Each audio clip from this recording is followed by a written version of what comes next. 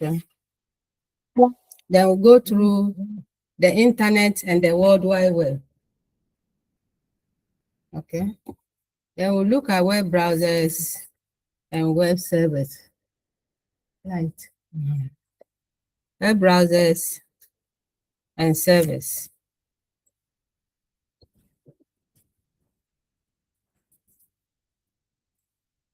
We'll look at web security, then websites and internet protocols, and then programmers toolbox. Okay, so when you want to program web pages, so what are the tools we can use? All right.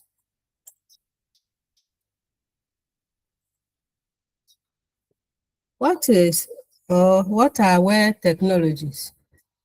When we talk about web technologies, these are the tools or programming languages and protocols, okay, which include HTML, CSS, JavaScript, ASP, there are many, used for developing web content.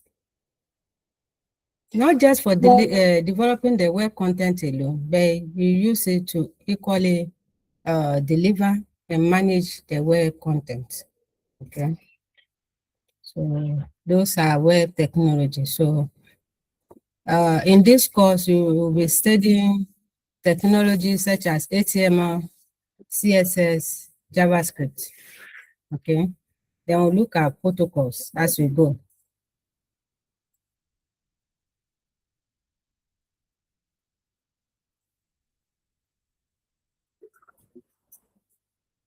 The components of web technology that we just described are what are listed here.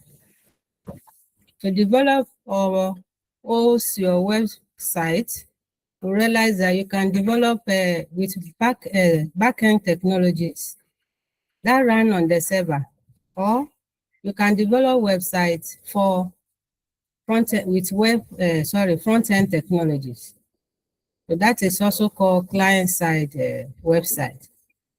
For front-end technologies, we'll be using HTML, CSS, and JavaScript. Okay. Those are the technologies that can support front-end development or client-side websites.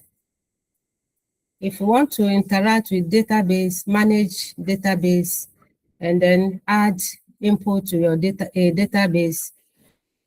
If you want to develop a website such as e-commerce sites, record keeping, inventory management website, you need to use backend technologies. And these backend technologies include Python, PHP, JavaScript, SQL, and many more. Developing website does not end there. You realize that they include protocols. Protocols are the standardized rule for data transfer all over the internet. So the protocols for web pages is the HTTP or HTTPS. So the standard for website to function effectively on the website is the HTTP. FTP also for file transfer protocol or DNS, domain name services. We have TCP and IP. All these are different types of protocols that we'll describe later. But here we adding it as the component of web technologies. We also have services, web services and APIs. Okay. So this will enable communication between different software applications. So example web services and API are what I've listed here: RESTful APIs, JSON, and XML. Okay. So those are some components of web technologies. So they are the tools that we can use to develop websites and to make it run effectively all over the internet. So basically, the uses of web technologies are many. Some are listed here. So what all of you, you've been using a website, okay? You've been using website. So the website out there that are developed by somebody, what are they? What are the uses of the website? Tell us the uses of a website.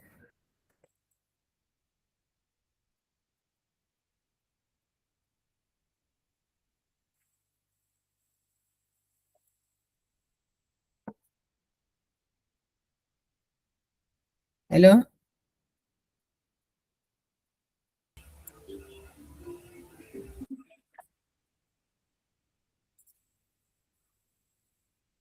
Yes, Emmanuel.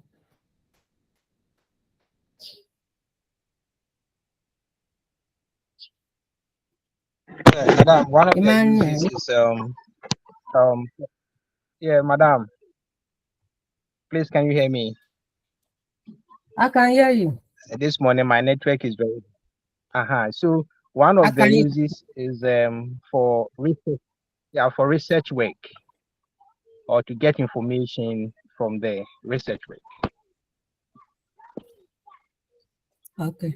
So to get information from the user, is that not it? Yes, please. Hello. Okay. Thank you. So who can add to that? What other uses can you develop website for?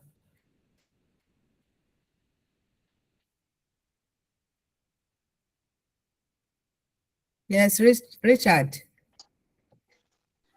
Madam, for education purposes. Thank you. So we call that one e-learning. Is that not it? Yes, madam. Thank Yes. you. All right. So, Christian, what uses can you put? For business and then e-commerce. Thank you.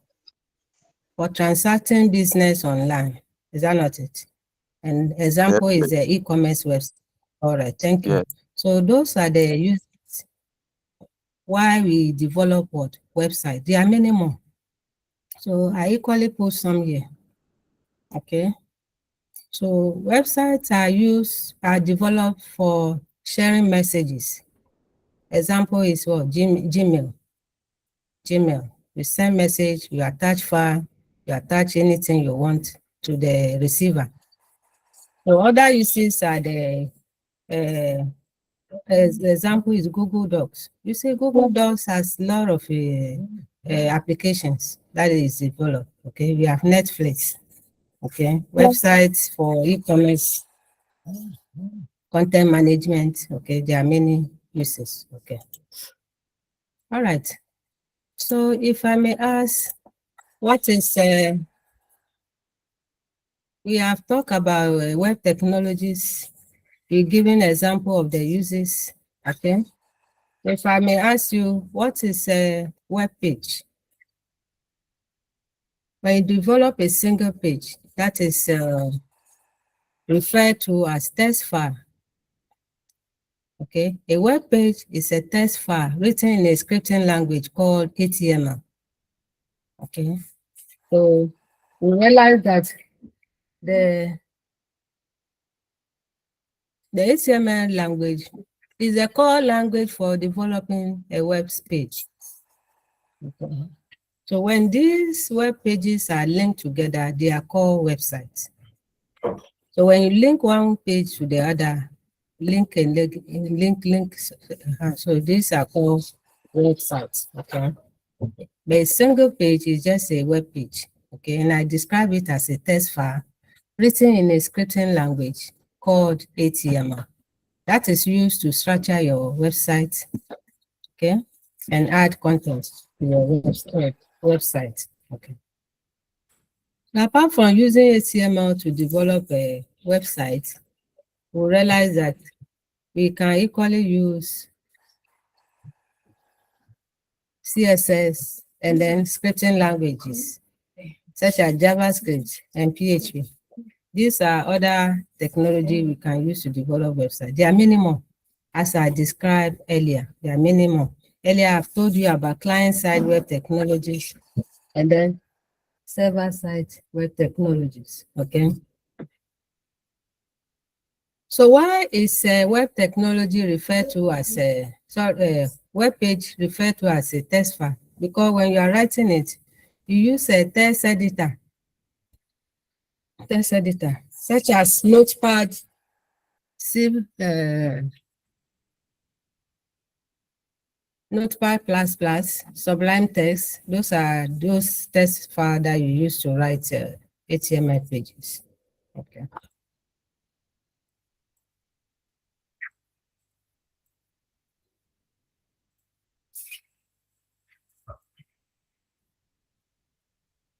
All right.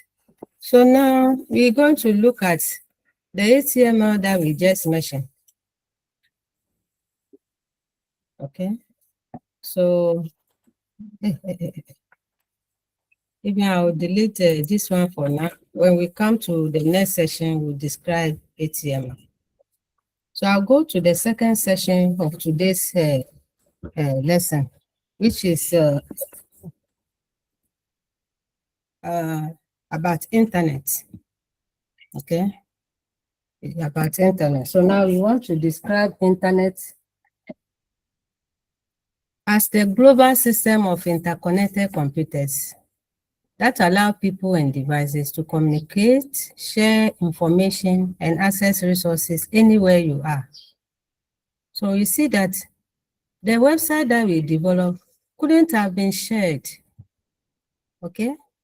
Couldn't have been viewed by other people without internet. So these have to be hosted online through the internet. So that is why it allows people to what? Communicate. So that's the main function of the internet, to allow people to communicate, share information, and access resources anywhere, all over the internet. Okay. But now we realize that the uses of the internet are broadened. There are many. So who can add to what I have here? If you want to talk about the global network of computers that are connected together to allow people to share, okay, communicate, and access resources anywhere. Okay, who can add to this definition, the functions of the internet?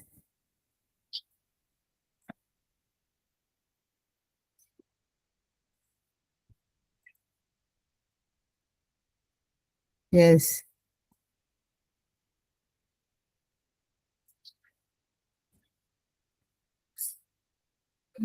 We are all using internet, okay, these days. So what uses are we putting internet to?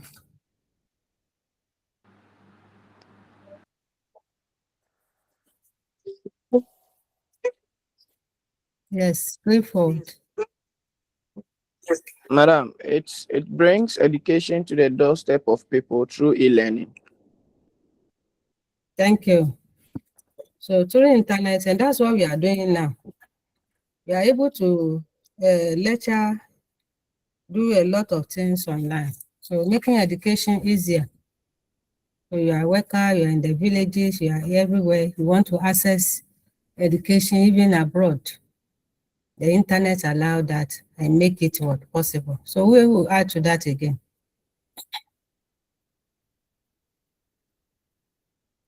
Uses of internet.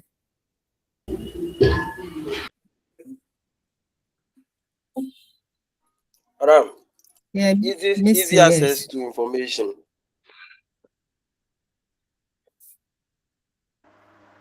Hello. Internet We did it. allows I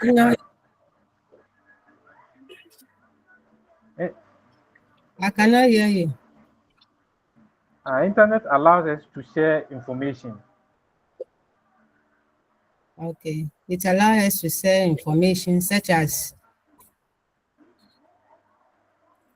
then you give example how it allows us to share information. Can you give example? Yes, such as using the WhatsApp to share information with others. Thank you. Thank you. All right. So there's one person more, Edmond. Or Kwame.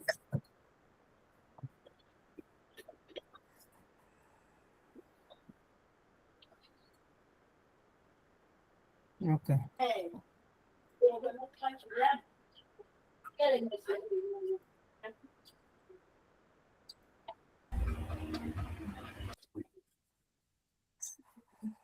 Okay.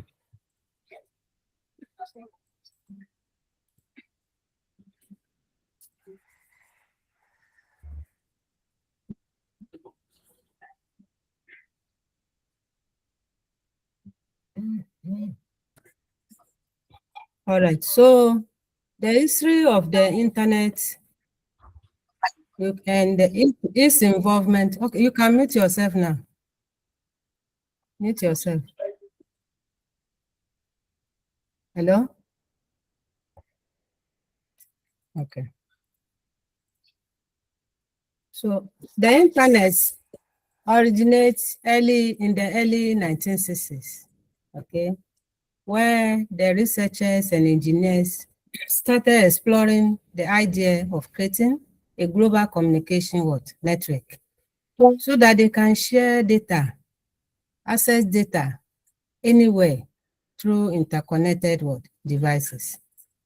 Okay, so you realize that in 1962, J.C.R. leader of MIT proposed the concept of galactic network.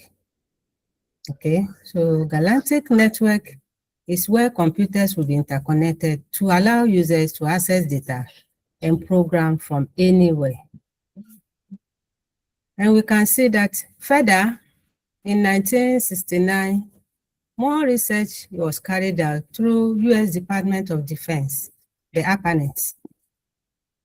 So at the ARPANET marked the beginning of the practical implementation of a packet switch network, whereby data will be transferred through this packet switch network. Any information that the sender is sending should be able to be divided into packets. Packet will move through the network until they get to the receiver. That's the destination. Then they will rearrange, okay? They will rearrange and deliver to the user. So packet switch network, we realize that the technology behind it is a TCP/IP. TCP what? IP. By TCP/IP, we realize that these are the protocol for network to take place. And they make sure that data sent is accurately received by the receiver. Okay. Data sent, nothing will get lost through the communication network. Okay. So having defined internet and what it does or what it allows us to do, we have briefly looked at the internet. So when you go, you can go read more about the history of the internet.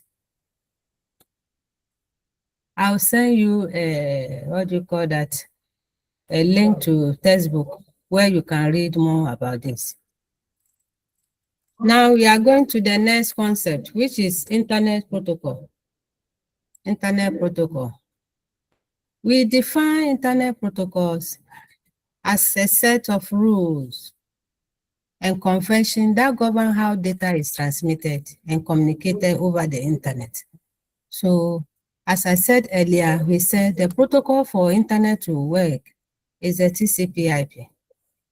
TCP stands for Transmission Control Protocol, while the IP there stands for Internet Protocol. Okay, but together they make effective communication over the internet. They don't work alone, they have to work together because TCP/IP have different functionality.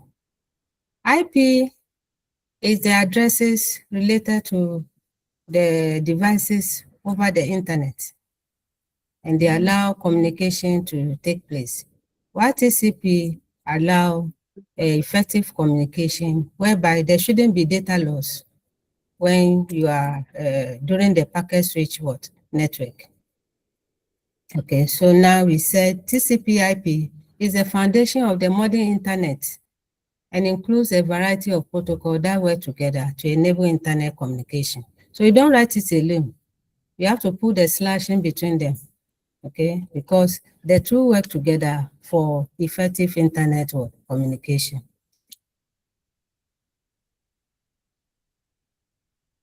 Now we're going to look at the IP.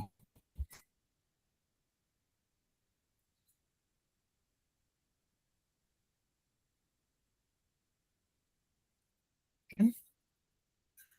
The IP address. Okay. So who can tell me how you can get the IP address of your computer? The computer itself has IP address to identify it. Then the network that you're collecting, when you connect to the internet, so we have the internet, the protocol, the IP address of that. So how does the IP address look?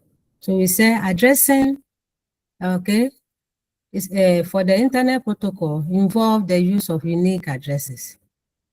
And these are used to identify devices and services over the internet. Remember, addressing is a unique address to identify devices and services.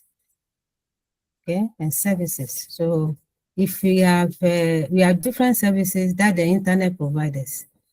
Let me see how they have services here. Okay, I don't have the services. Okay, so when we talk about services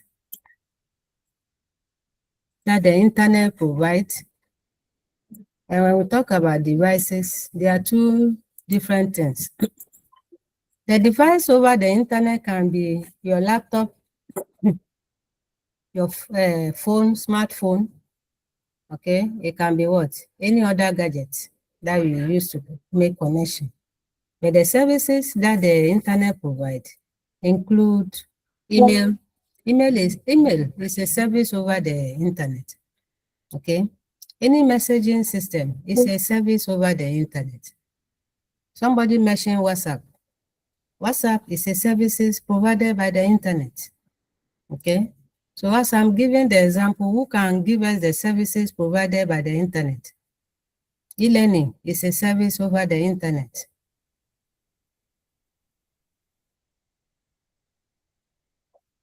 So who can add to that? Services provided by the internet. E-commerce. E-commerce, thank you. E-commerce, thank you. What again?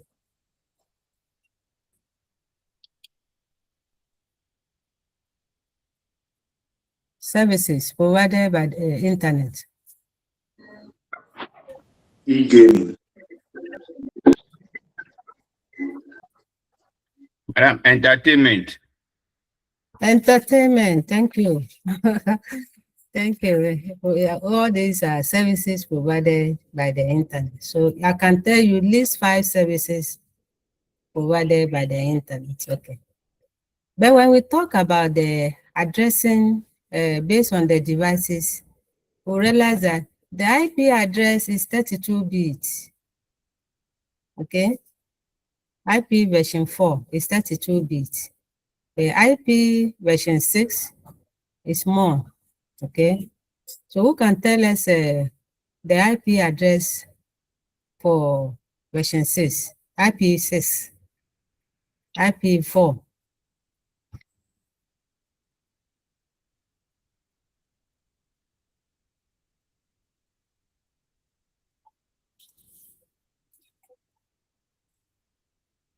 Yes.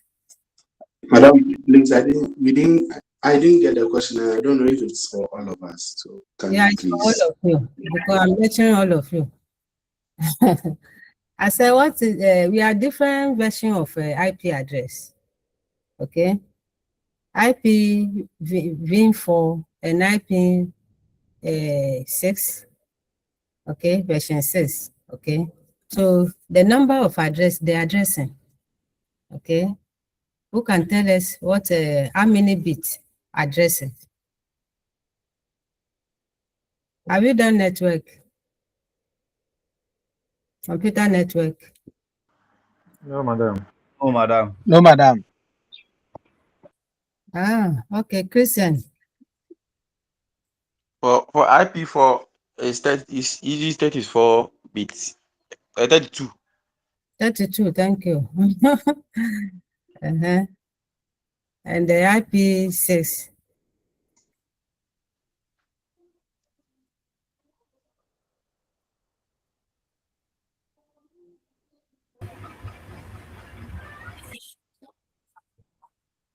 Madam 64.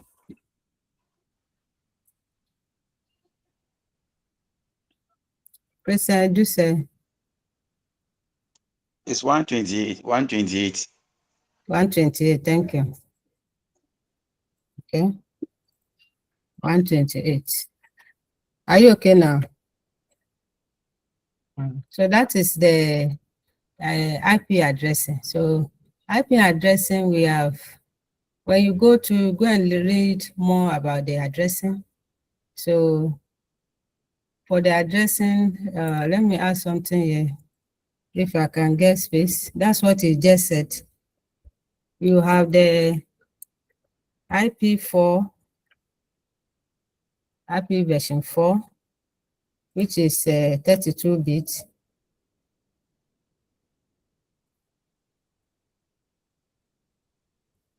Okay, 32 bits addressing.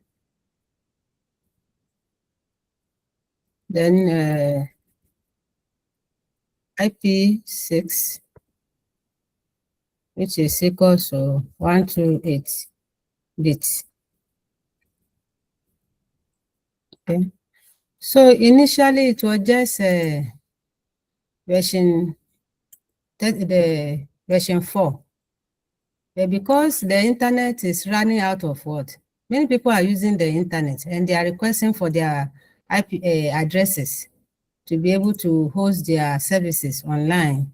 Yeah. That has led to the upgrading of the version 4 to version 6. So version 6 is more bigger, okay, and mostly used by big organization, MIT, or e-commerce site these days, okay, because it has a lot of bits, more of capabilities, and it can offer more services to other individuals. So 128 bits is a IPv6. IPv6. Excuse me. All right. Now, I want to describe the IPv4, which is 32 bits. So IP address is in this form. It's in this form. It will be 4 different numbers separated by dots. 4 different numbers separated by dots, okay? Each of the numbers is made up of what? 8 bits. 8 bits. Remember, bits are in a form of what? Ones and zeros. Bits are in a form of, let me enlarge this picture. Bits are in a form of ones and zeros. So when you take the 145 in your networking class, there's a way you calculate the bits. This is what you get. Combination of 1 and 0 for 145 is this.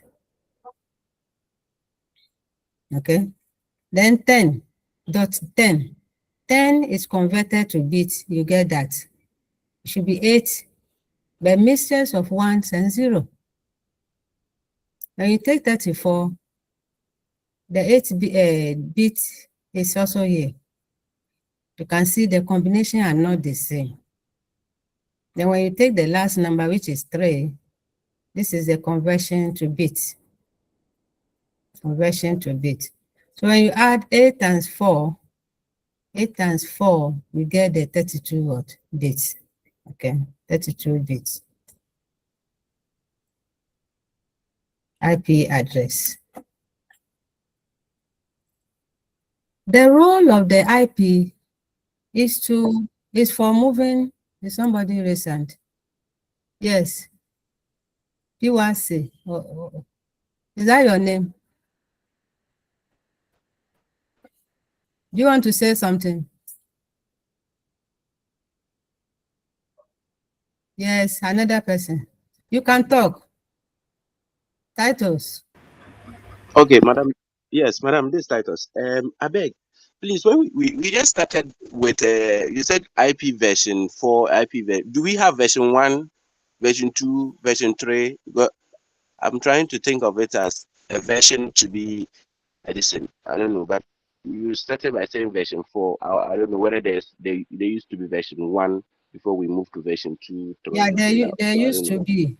There used to be. Just to clarify Because myself. the way we started, the internet started was not as a packet switch. Do you understand? The internet, when they started the internet, is not a form of a packet switch. Okay. So with packet switch, it has gone through version. Okay. Even from here, version 5 is not announced. Do you understand? Version 5 is not announced, but we have Okay. version 6, Okay. which is made publicized. Okay. So in terms of IP, internet, yes, okay.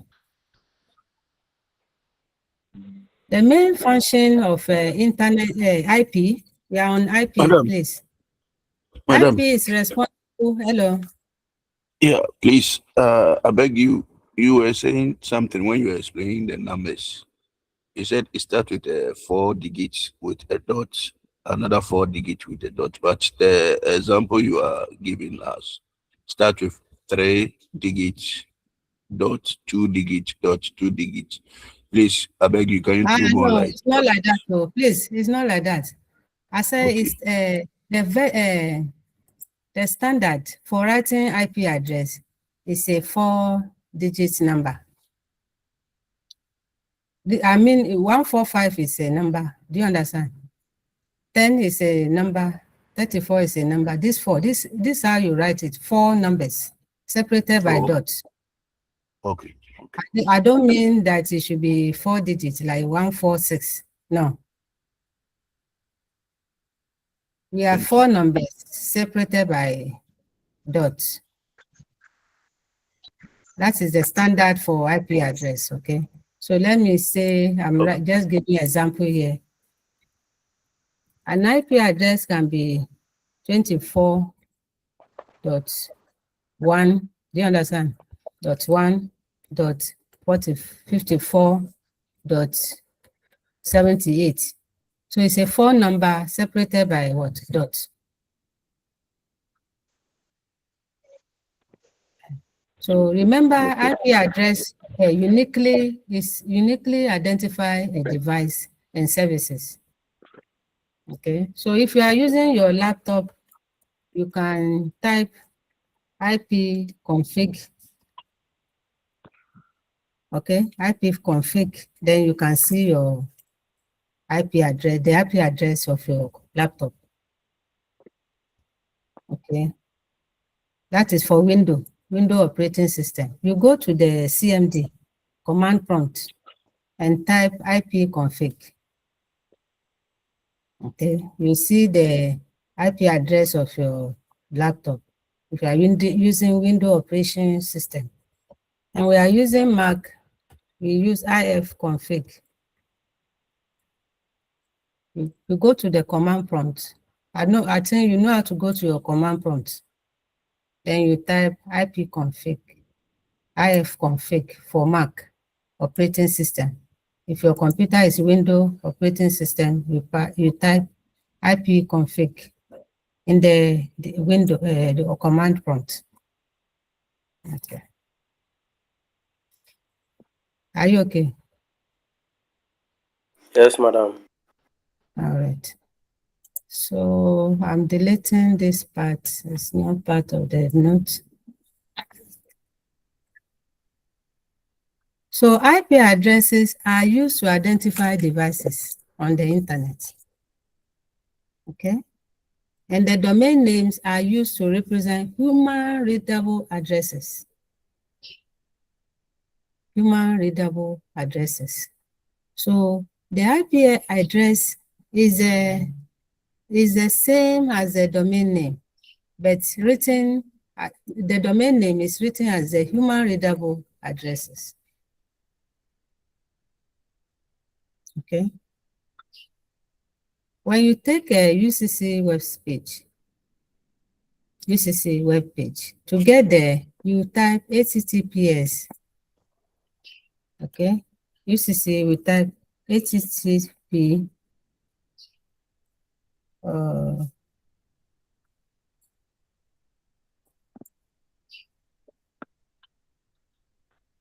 www.ucc.edu.gh. So that is the address you type in the browser to load the index page. Then you can click around.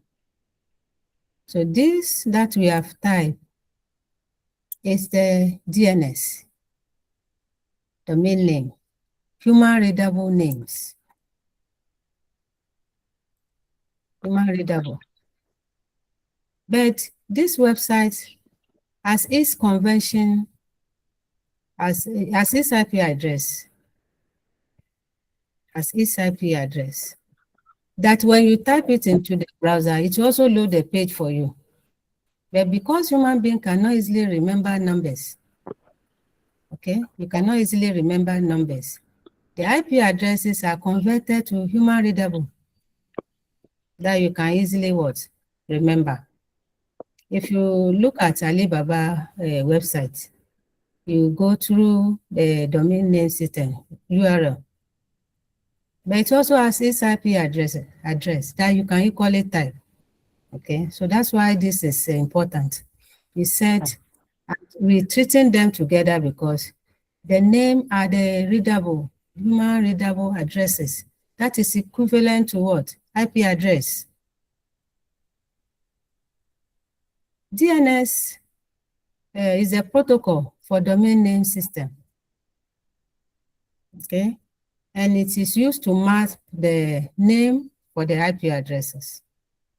Okay, so if you finish this class, you can go and look at, there's a website where you can convert the URL to IP addresses. Copy the IP address, go and put it in a browser. You see that UCC page will open. So domain names system, okay, it's a protocol that is used to map domain names to IP addresses. And all these are configured within the browser. Okay. Are you okay with my explanation of IP address? Yes, madam. Yes, madam. Okay, thank you. But madam, please, can you please kindly give us the website For checking the IP? You say you give us the website for checking the IP address. search online. I didn't say I'll give you. Yo. I used to have it as search for domain name. Search for your IP address. Okay, you put URL there, then it will give you the IP address. Okay, so just search for converting URL or domain name to IP address, and just type UCC one day. You get the IP address. Copy it, put in a browser. It should send you to the web page. Most of the website you can get the IP addresses. So therefore. But if you have done networking, okay. Networking will allow you to convert the IP address to bits. The IP address to bits. Okay. All right. Now, we want to talk about other protocols. If we talk about data transfer, okay, other protocol that we can use, talk about is TCP. Okay, TCP or UDP. TCP stands for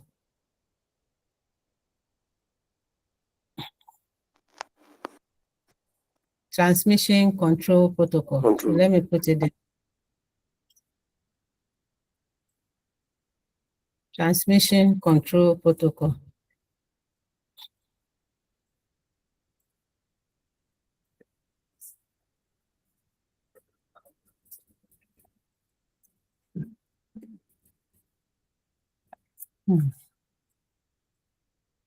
Transmission, okay. Control protocol. Okay. And now, you know, earlier we said the address for internet is TCP/IP. So I've talked about IP. Now we are going to talk about TCP. TCP stands for Transmission Control Protocol. Some will say Transfer Control Protocol. Okay. This is what provides a reliable and connection-oriented data transfer over the internet.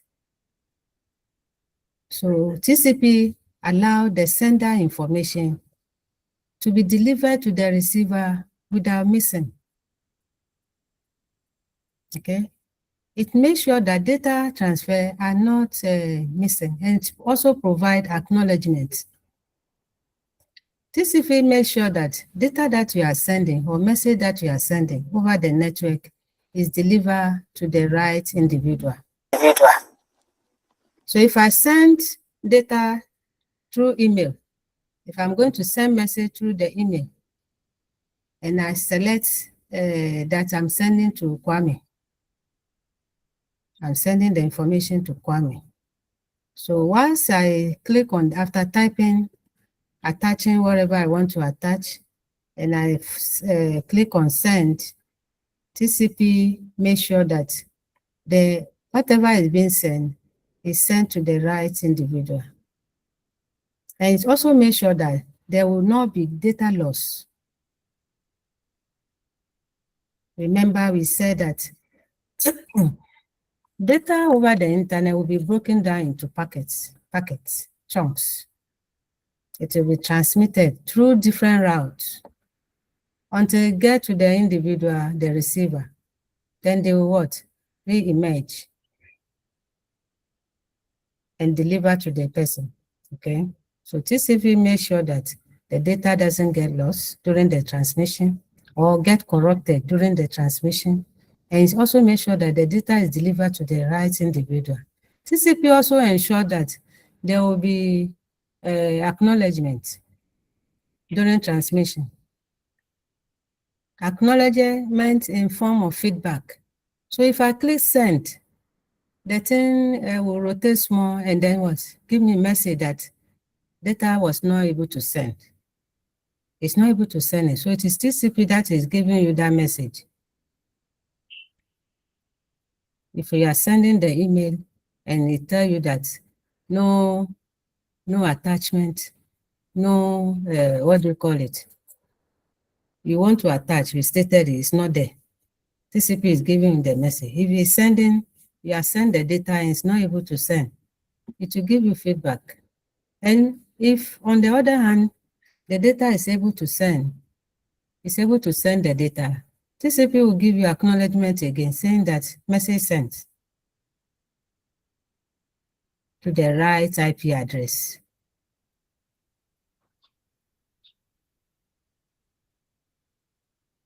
All right. UDP is another protocol. It is called User Datagram Protocol. This provides a connectionless, faster data transfer, okay, over the internet. And then mostly it is used for streaming, voice over IP. So those, what do you call them? Internet messaging. What do you call your WhatsApp? Those things that involve voice, okay? UDP is behind them, the protocol behind them.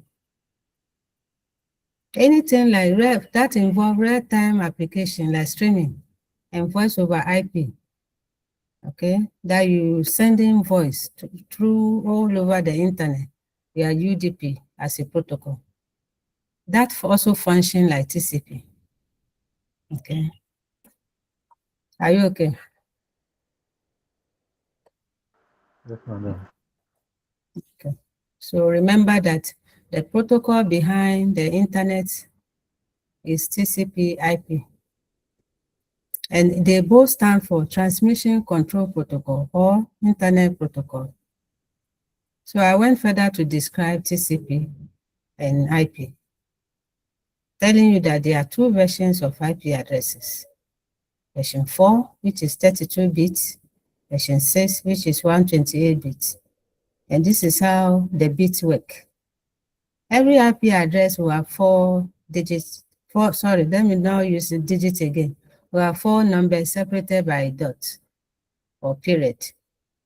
Each of the numbers consists of 8 bits. In the form, bits are represented using ones and zeros. Remember, computers understand ones and zeros. So they are represented by ones and zeros. Okay. And each number has its bits.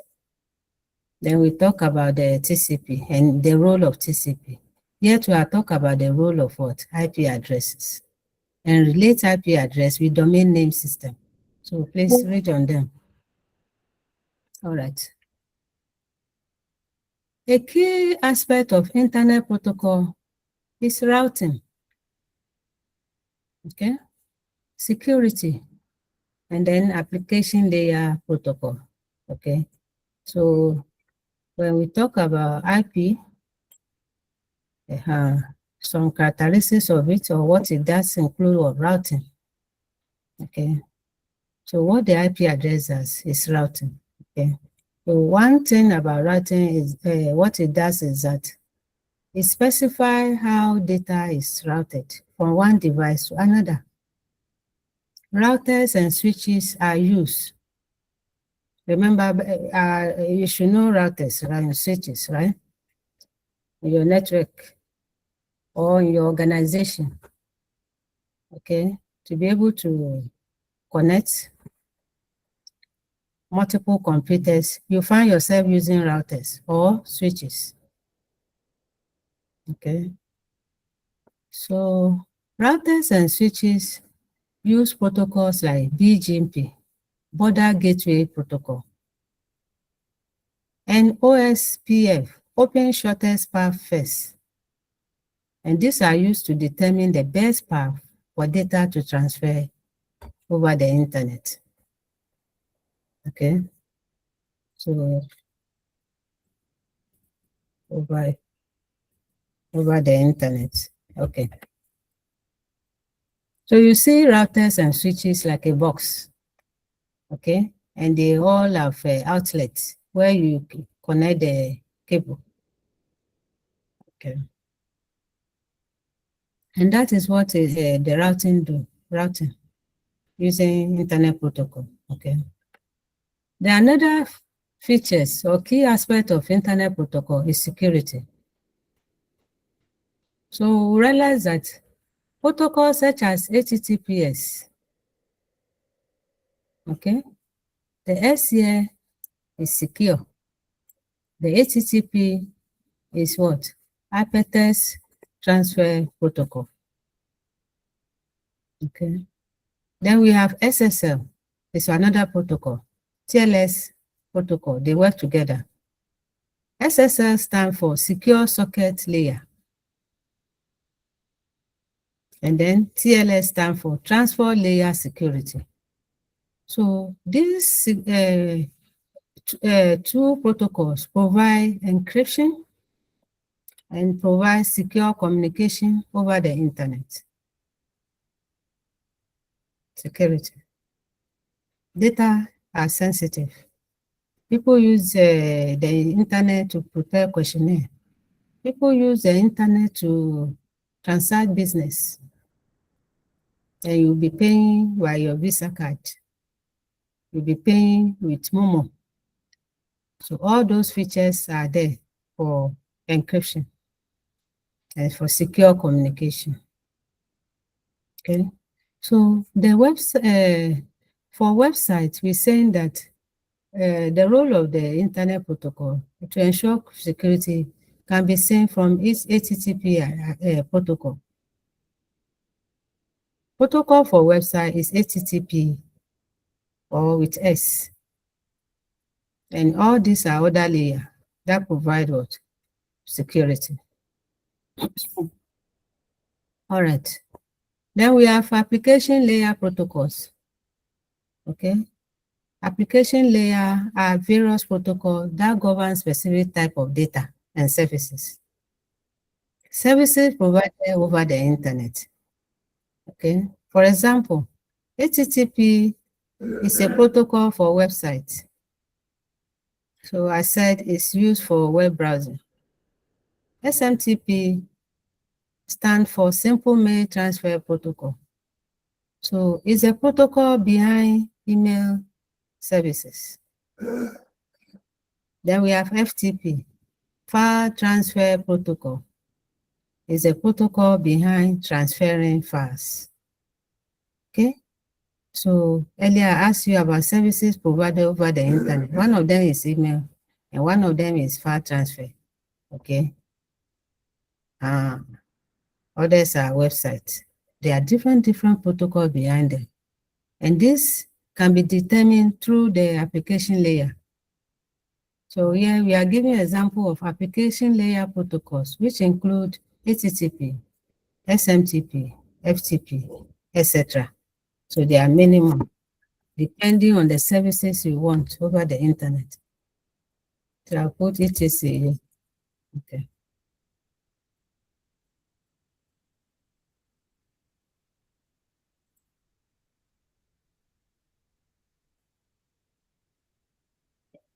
So these are example internet protocols within the TCP/IP suite. Within the TCP/IP suite, these are examples of internet protocols. HTTP or HTTPS for web browsing and communication. When you go to websites such as e-commerce website, and there's no S within the HTTP addresses, you should don't transact business there. It is not secure. It is not secure. Okay. Anywhere they say send us data, send us this information, without it's the URL starting from HTTPS. Never use that website. Okay. Did somebody answer?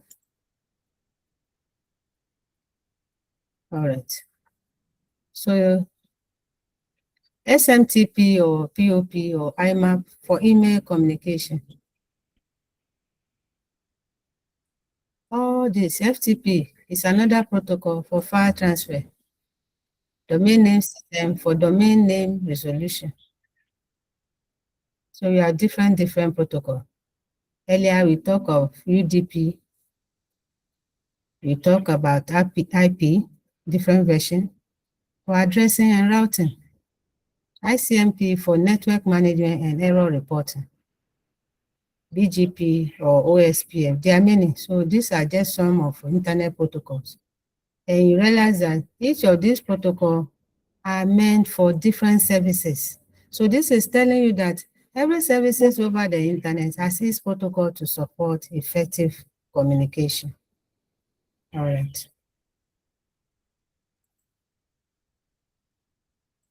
So now we're done with protocols. Okay, you should know protocol as a standard for effective communication over the internet, and there are many. There are many. Okay, even the internet itself has its protocol, which is what? TCP/IP.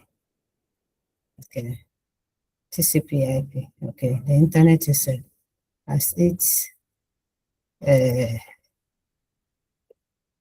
protocol. So, which is written as TCP/IP. Okay.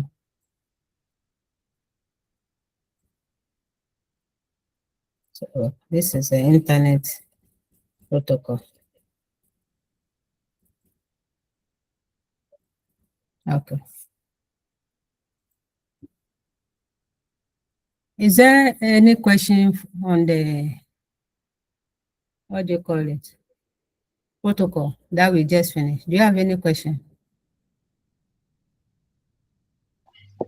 Yes, madam. Okay. Yeah, I wanted you to highlight the difference again between the HTTP and then HTTPS. The Okay. difference. Yeah. Okay. All right. So when we talk about web protocol, okay, web protocol. So they say for web browsing and communication, website browsing and communication, that's the rule. So HTTP, if I even ask you what is the protocol for web browsing, it's HTTP or HTTPS. And we're saying that the standard for every communication is governed by a particular protocol. So for web browsing, it is HTTP. HTTP stands for Hypertext Transfer Transmission Protocol. This is written together, hypertext, okay? Transfer or transmission protocol, okay? And we're saying that even though HTTP will govern the web browsing, it's just for mere content that does not involve sensitive data. Okay? Sensitive data include data about your Visa card, data about your full name, data about your Ghana card. Do you understand? They are not sensitive. So any web browsing can be done using HTTP protocol. But for HTTPS, the S here is secure. Secure. So meaning the browser, the configuration will ensure security of your data. You can configure the HTTPS to encrypt data, to do a lot of things, to secure the content. So let me, so it's adding more security to your web content. It's adding more security to your web communication so that hackers cannot easily hack the system, so that data that you are sending will be of trustworthy, okay? And I gave example that if somebody created a website for selling that you have to pay online, for example, e-banking, okay, internet banking, quickly check for the URL at the top of your browser. If it doesn't include the S, meaning it is fake, okay, it's fake. Every website that involves sensitive information will be configured using HTTPS. Are you okay now? Yes, madam. Very clear. Thank you so much. You are welcome. So now I'm going to the next objectives. The next objective for today, we're going to talk about World Wide Web, the differences between World Wide Web and the internet. Earlier, we have defined internet as the global connection of what? Network that allow effective communication and services over the internet, all over the globe, okay? So now we are going to talk about the other part, which is World Wide Web. Sometimes you will see it as www. The 3W stand for what? World Wide Web. All right. So the World Wide Web is one of the services or component of the internet. Website is one of the services. I hope you understand the language when I'm using services over the internet, okay? We will define the World Wide Web as a collection of interconnected documents and resources linked through hyperlinks and accessed via web browser. Okay? Anytime you want to go to a website, you must open your browser and type the address, the website address. We call it URL, Uniform Resource Locator. So you type it, okay, over the internet. So we have the founder of websites being called Tim Berners-Lee. Tim Berners-Lee proposed the World Wide Web. okay, in 1989, where he outlined that the system that will allow scientists to share and access information easily across the internet. Okay, so whilst he was working in CERN, he proposed the idea of websites. Okay, he proposed the idea of website. So he came out with the protocol. Who can tell us the protocol of the website?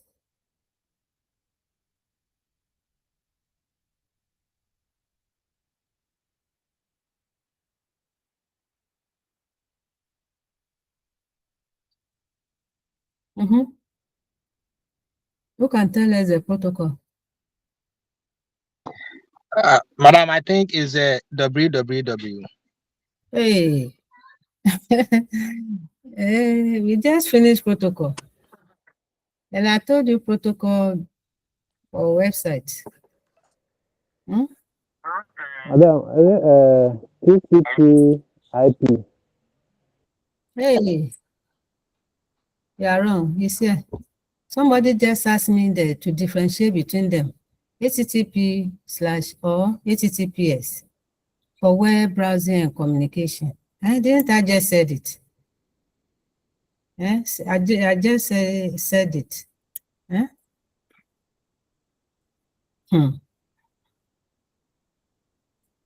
So this is the definition of web page.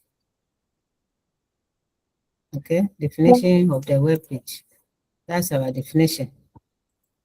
It's a collection of interconnected documents and resources linked through hyperlinks and accessed via web browsers. Okay, so the protocol for websites is a HTTP, this one, or HTTPS. So the World Wide Web is supported by HTTP or HTTPS protocols.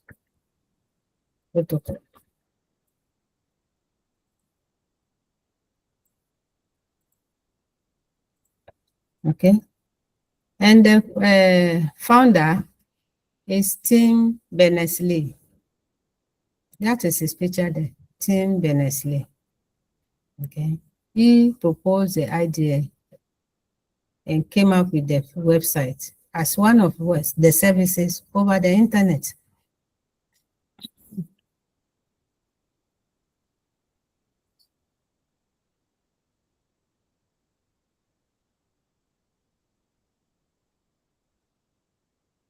All right. So on websites, since its beginning, we realize that website is supported by a number of protocols.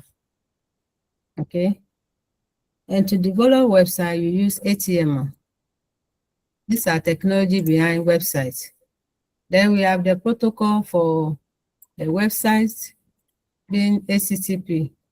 And you can access website using URL. So these are... So, Madam, please. Yes.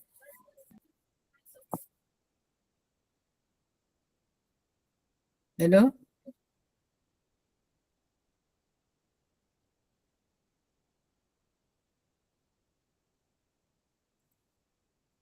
So the internet have gone through different versions.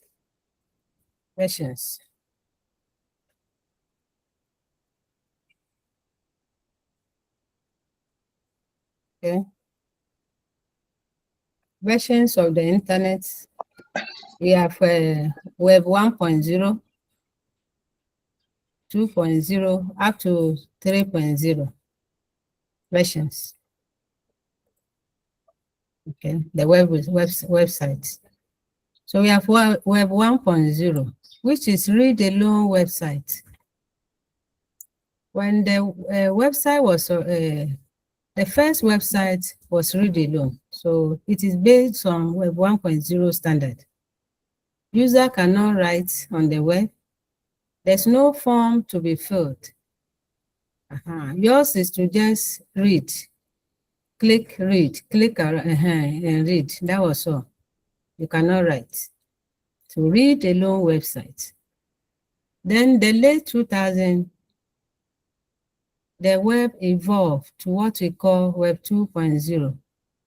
Web 2.0 is characterized by read and write. Okay, it's characterized by read,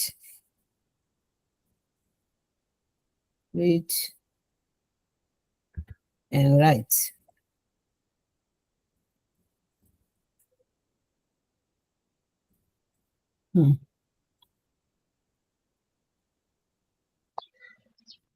Hello, madam. Please let me finish this slide. Web 2.0 is characterized by read and write. So that means it allows users to be able to contribute to content over the internet. Example, that is where Twitter originates. Twitter is a website or app online. Facebook originates. Then we can see that Web 2.0 is interactive web application, where user can create interactive web application that support reading. You can read the content and you can contribute. So example of user-generated content or social media platform was Facebook, Twitter. That emanates based on Web 2.0 technology. The third evolution is Web 3.0. Web 3.0. Web 3.0 is associated with semantic web. Okay? This is making the web content to be what? Intelligent. So semantic web and intelligent. So website now are semantic web of meaning and intelligent web. Okay, so we can realize that currently when you are typing on the website, just start typing any word, it will be giving you suggestion. Okay, so that's the intelligent nature of the website. Websites can be made in such a way that when you have bought something before, when you come back, it will welcome you by your name. Intelligent web. So you can develop websites that are intelligent, that are semantic. Okay, under Web 3.0. Ongoing development include the adoption of new web technologies like HTML5. Okay, so this led to e-commerce, cloud services, and many more over the internet. Okay. Yeah, who will want to ask questions? You can ask now. Yeah, madam, please. This is Emmanuel. Okay. Yeah. The www. Yeah.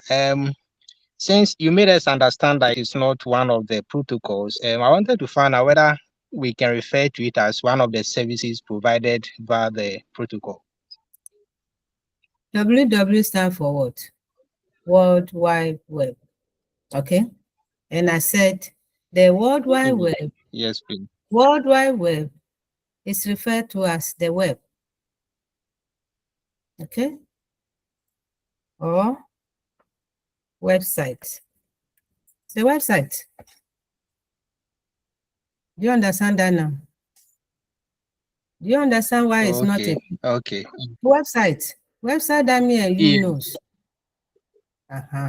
Okay. And I said it's a major component. And I said instead of component, you can say that what? Services. It's one of the service over the internet. Then make my notes clear. So it's a service over the internet. Okay, are you clear now? Very clear now. Yes, madam, very So clear. it's not a protocol. All right. And we're saying that the founder of websites, so I'm not using www again. The founder of website is what? Tim Berners-Lee. Okay. The website is Tim Berners-Lee. Okay. And the protocol that supports the website development and usage is HTTP or HTTPS. Okay. Websites have gone through evolution. Okay, so instead of saying www, let me just make it a website now. Is that not it?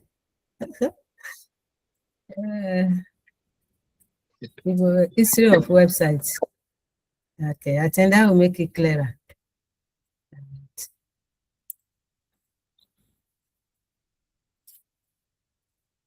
Okay.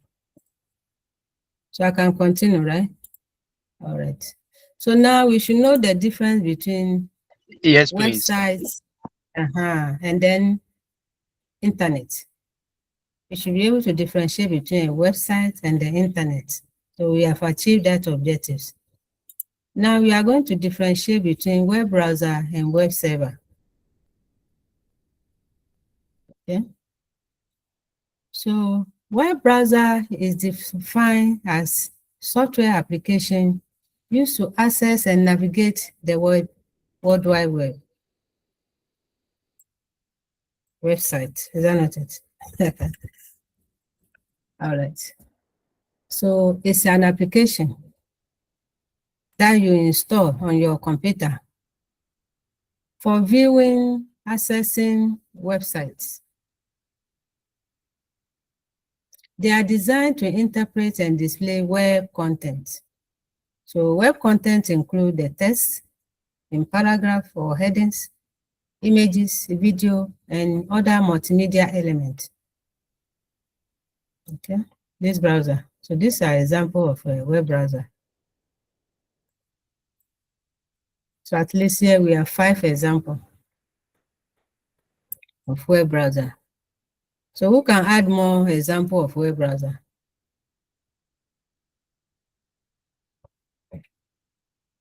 Apart from what is here.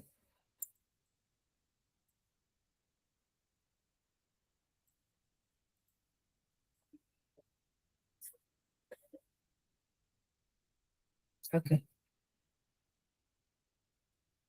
Every web browser has a rendering engine. Okay. So that means it can interpret and display web content. So when I mention web content, they are this text. Okay, up to you. Those are example of web content. These are example of web content. So the characteristics of web browser is that they are used for render engine. It can interpret and display web content such as text, images, and video. The most common rendering engine includes Blink. Google Chrome use Blink. Okay, we have WebKit used by Apple Safari. We have Gecko used by Mozilla Firefox rendering engine. Okay. Every web browser also has user interface. And this allows user to enter web address, navigate, and manage bookmarks and tabs. So when you go to every browser, look at the menu there. It just says menu for effective usage. Okay, so here I've defined web browser. I've given an example of web browser. Okay, and I'll give an example of what it does and features of web browsers. We are going to continue with the features.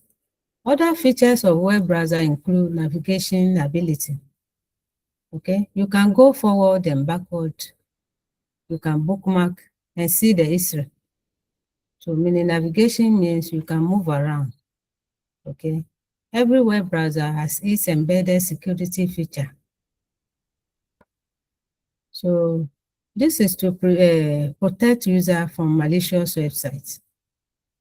This includes pop-ups, blockers, malware detection, and secure socket layer. Remember earlier we talked about SSL. For encryption,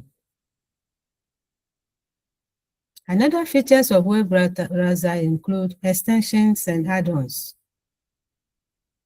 Okay, for more functionalities, you can add extension. You go to you go and you can configure it yourself. Add-ons. So you say many modern browsers support extensions and add-ons. Okay. To enhance your browser functionality, you can configure them. You can block content. And every feature, another feature of web browser is that it supports cross-platform compatibility. Different operating system on Windows, Mac, Linux, iOS, Android. You get browser to support your environment. Okay.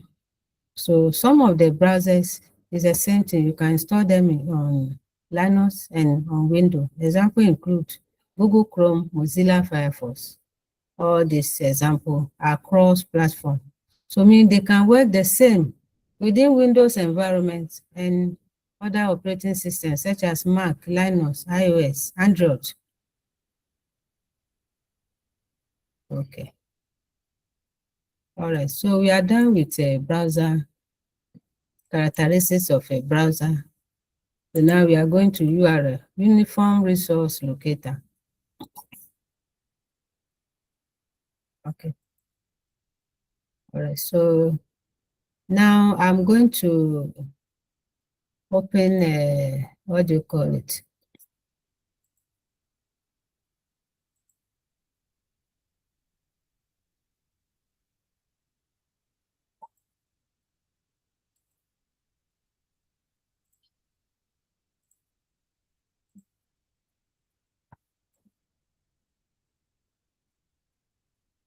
Okay. So we are going to look at a Uniform Resource Locator, URL. Okay. When we open a browser, this is a browser that we have Google Chrome. So this is our Google Chrome. Okay. Earlier, we talked about features of a browser. Looking at Google Chrome, we realize that it has menu item there at the top. It has other Google apps that you can search from. You see them many. Okay. We can add tabs for easy access. These are the tabs I've added. Okay. You can search. You can search through the search box. And this page is a website that is neatly designed for search engine. Okay, for search engine. Okay, so now I'm going to talk about URL. URL stands for Uniform Resource Locator. Okay, URL is a web address, like address to your house. If you want somebody to come and visit you, the address that you give to easily get to your house. But this web address on the internet are the fundamental means by which we access websites, files, and other resources on the World Wide Web. Every web address has a scheme and has the host part, and then respective protocol. Okay. Then every web address will have a all this path, port, and then what? Query, where you can query. Okay. But the main two parts is the scheme and object address. So what do we mean by the scheme? The scheme is the beginning of the address that specifies the protocol. Look at the website here. So this should be HTTPS. For UCC, I think it should be HTTPS. So if I even say HTTP, it is a scheme. Okay. So scheme example is this, what I've listed here, FTP, mail, and file. The scheme is followed by a colon and 2 forward slashes. So this is the correct scheme.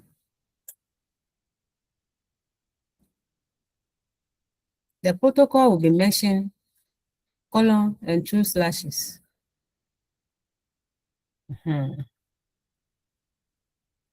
The host identify the location of the resources.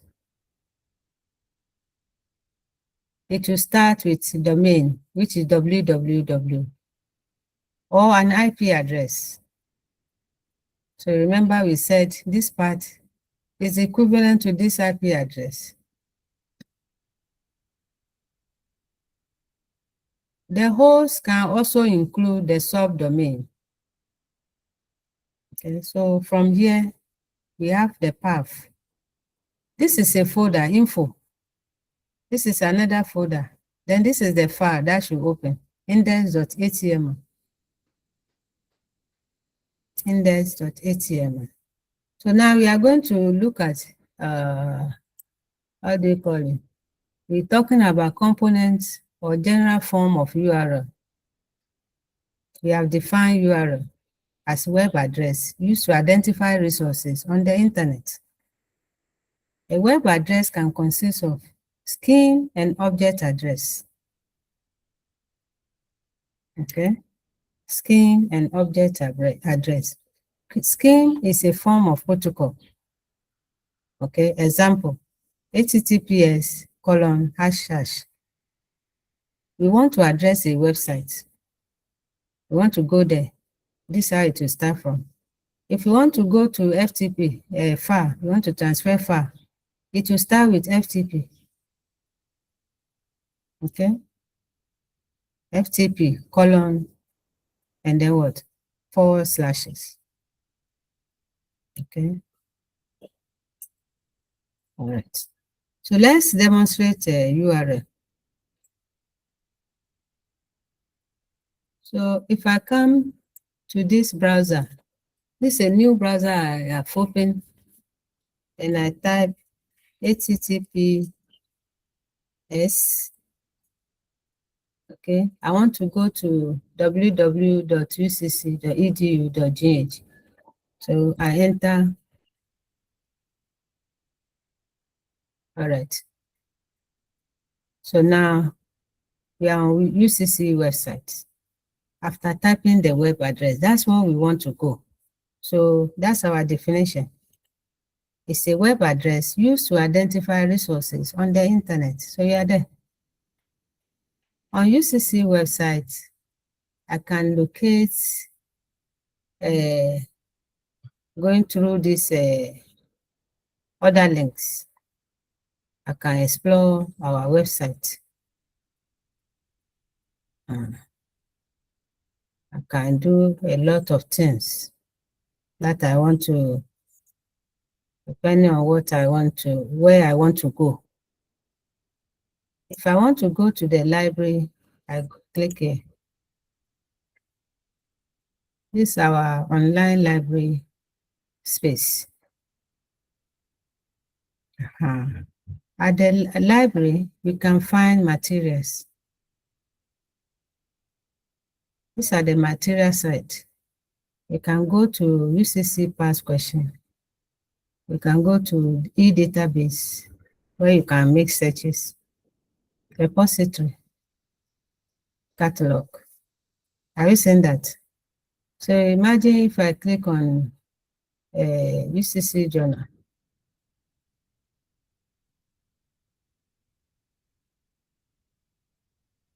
It will send me here.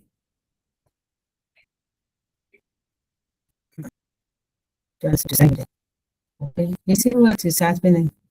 It's sent journal.ucc.edu.gh. So this is the path. Okay, path. Where is the slide? Okay, path. Okay, all right. Uniform resource locator. Other features include the port. Okay, the port.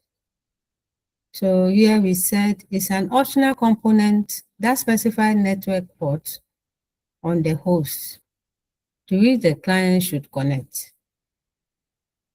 If it's not specified, the default port for chosen scheme is used as 80. 80 for HTTP, the default port. So you can see the URL that I use now. I didn't specify the port. So by default, because I start with HTTPS, the default port is 444. So the network port is 443. Because my URL that we went to, the first one, we started with HTTPS. Okay. The path components specify the specific location of the resources on the server. So if you look at the earlier, this is the path from info. So I'm telling the address to go to this info folder and open the regress step folder and then open this file. So this is the path to the resource I want to open. The path.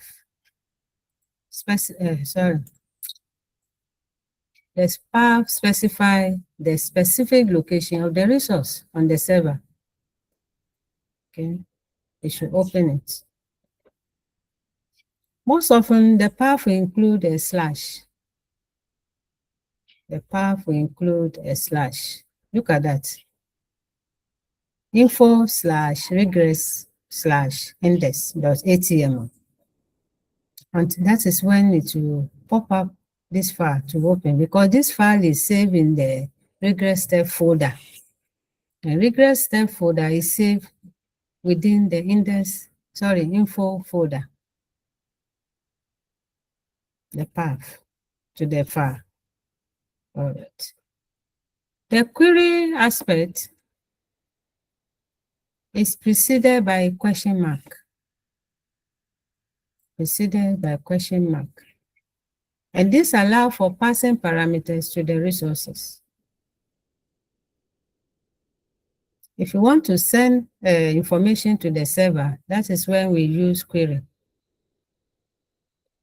Something connected to database. That's why you see that the URL will consist of what? Question mark. Okay, like this. This is question mark. So you say ID equals to 123 and category equals to electronic. So in the URL, it will be part of the path. Query. All right. All right. So we are done with URL. We all know what a URL is. Okay. URL is, so it's mostly typed at the address bar. Okay. Okay, so now we're going to look at a multi-purpose email. So,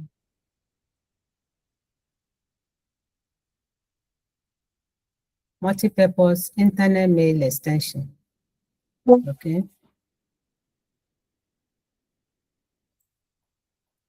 Okay.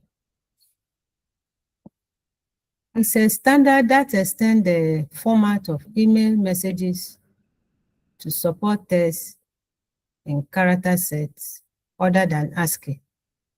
MIME. Multi-purpose internet mail extension.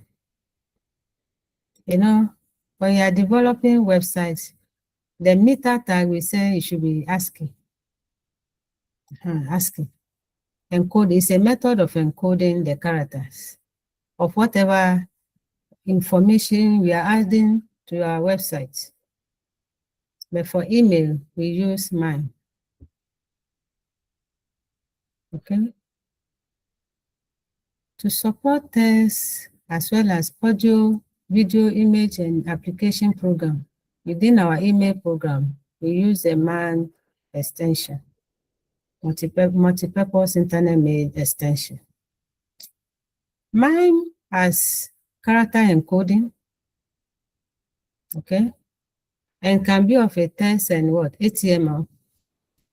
HTML, when we start HTML, is a language that you use to whatever, to display content over the website. MIME also supports attachments and then multi-part messages. This part include the main text or HTML content, image, and attachment, okay? So we know currently when you are sending email, it's used to support text. You can attach a file, you can attach image, audio, video, whatever, okay? So those are the key aspects of MIME and what it enables us to do. All right. When you develop website on your laptop or your computer, you alone can view it. For other people to be able to view it, you have to host it. And hosting services are provided by internet service providers. Okay? That is somebody's job to host websites. Web hosting is a service that allows individuals and organizations to make their website or web application accessible on the internet. When you develop anything on your laptop, it's not accessible by anybody. You have to host it. Currently, we have free web hosting services where you can go and upload your website after you have developed it. And we have content development environment online where you can go to that environment and start your coding. You start your project. You'll be developing your website and you can view it. Another option is for service providers to host your website for you. We therefore have different types of hosting. If you want to host website as a job, there are different types of configuration or hosting you can do. One of them is called shared hosting. Okay?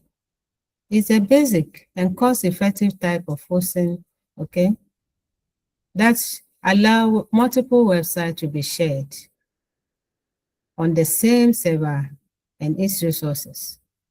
So the hosting service provider will have just one web server there, and the person will share it to different people. So that's why we say it is suitable for small websites.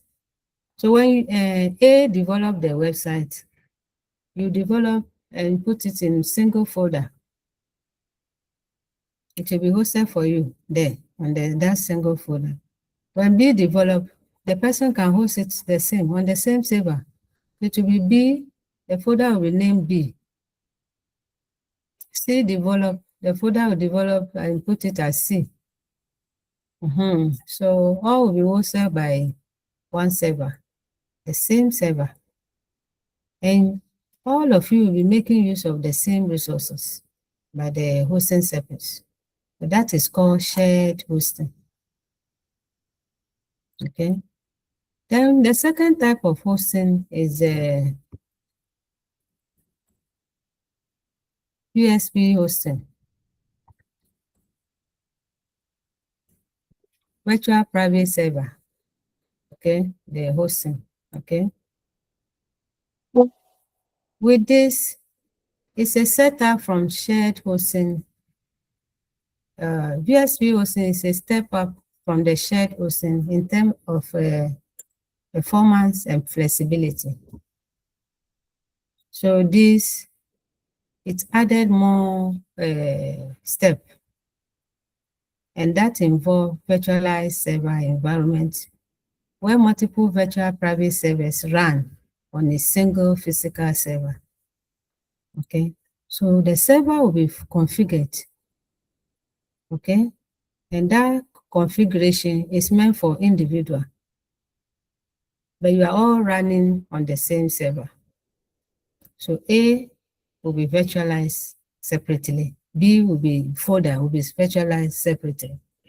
And what you call the C folder, as I said earlier, will be virtualized separately. So that is, you have multiple virtual private servers. So individually, but you are all running on another main server. Okay. So that provides, make your, what do you call it? A services different. And then B services also different. Okay. In that order. Then 3, we have dedicated hosting. Dedicated hosting. In dedicated hosting, an entire physical server is dedicated to a single client. Okay, so customer A will have his website on a single server. Okay, and then client B will also have their all the services on a different server. Okay, C company will have their hosting service on a different server. Okay, and the advantage is that it offers the highest level of performance, security, and control. So since we are on different separate server meant for you, realize that there will not be a lot of traffic. There will not be slow in your data transmission and the website viewing by your clients. Everything move faster. Dedicated hosting is suitable for large websites such as e-commerce platforms, school management system, anything that involves a lot of people usage. You should use dedicated hosting. Okay. Then we have the 4th type of hosting known as cloud hosting. Cloud hosting uses network of virtual service to deliver resources on demand. Okay. So with cloud hosting, you realize that the services provided over the cloud, I'll go there, develop my website. Other people will go and develop their website. You don't think about sending your thing to somebody to host for you. Immediately you started, it is hosting it. You sign up, sign in, and you'll be given the space to do your website development.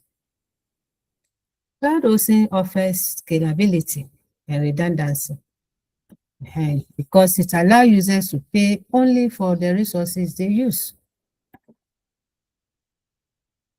So on the cloud, it will be, you select the whatever you want you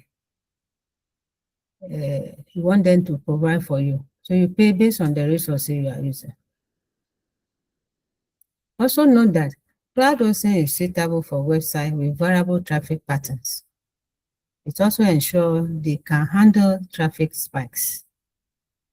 Okay, because the server on the cloud will also be, but there's a security implication based on this one. Okay, security implication. You don't have control over the server. The last type of hosting is the free hosting. Some providers offer free hosting service with limited features and resources. So you cannot do much with free hosting. And sometimes you realize that sensitive website that will be collecting sensitive information, you don't host it there because they can do anything with your data or information.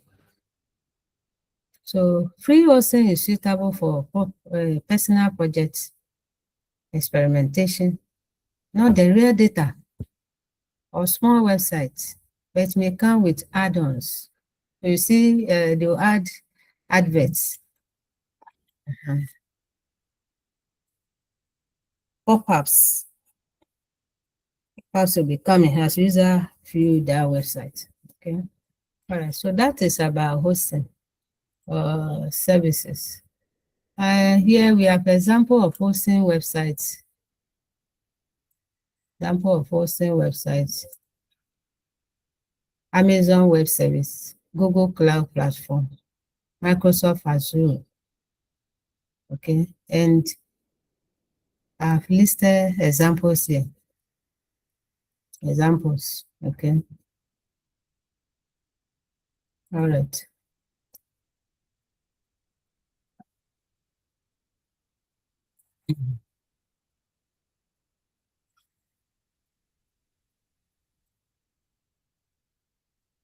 Okay, so we talk about domain name. Domain names is a user-friendly, human-readable address that is used to address websites and other resources over the internet. Okay, so we can see the URL as domain name because at the end you see .com, .edu, .gh, all those things at the end. Domain name system. Domain name serve as a way to locate and identify specific web pages or online services. Domain name has a structure. Example is here, www.example.com.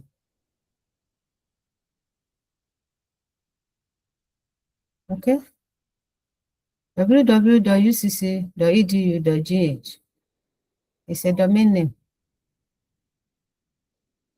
Every domain name is a form of a structure. For example, this one, .com is a top level domain. TLD, top level domain.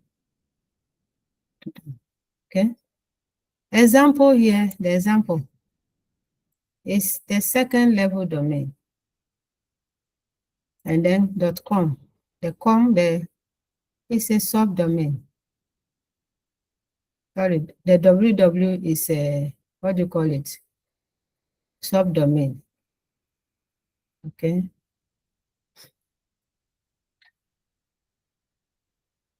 I made mention of top level domain. Okay, TLD. That the higher level of domain name hierarchy and are located to the right of the last dot. So .com. Okay. .com is a top level domain. We also have, after .com, you can have .org for organization, .com for commerce, .net, okay, .edu are all examples of top level domain, okay. So after them, you can have something to identify the your country. JP for Japan, GH for Ghana. So Ghana, you see UCC website end at .gh. Okay.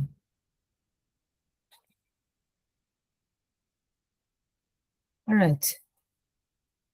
Domain names, we have second level domain. Okay.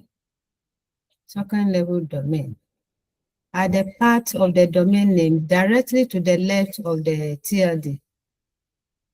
They are often chosen to reflect the purpose or identity of the website.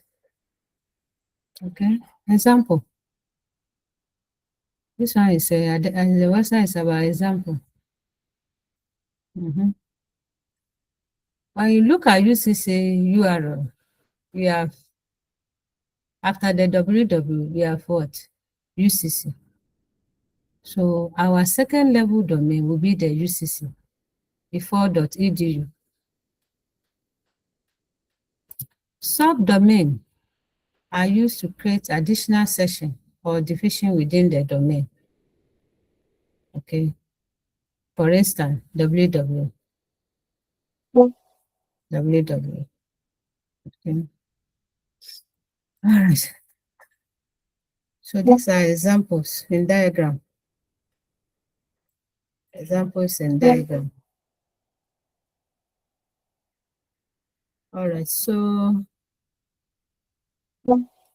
hey, what is this? I have to differentiate this. Okay.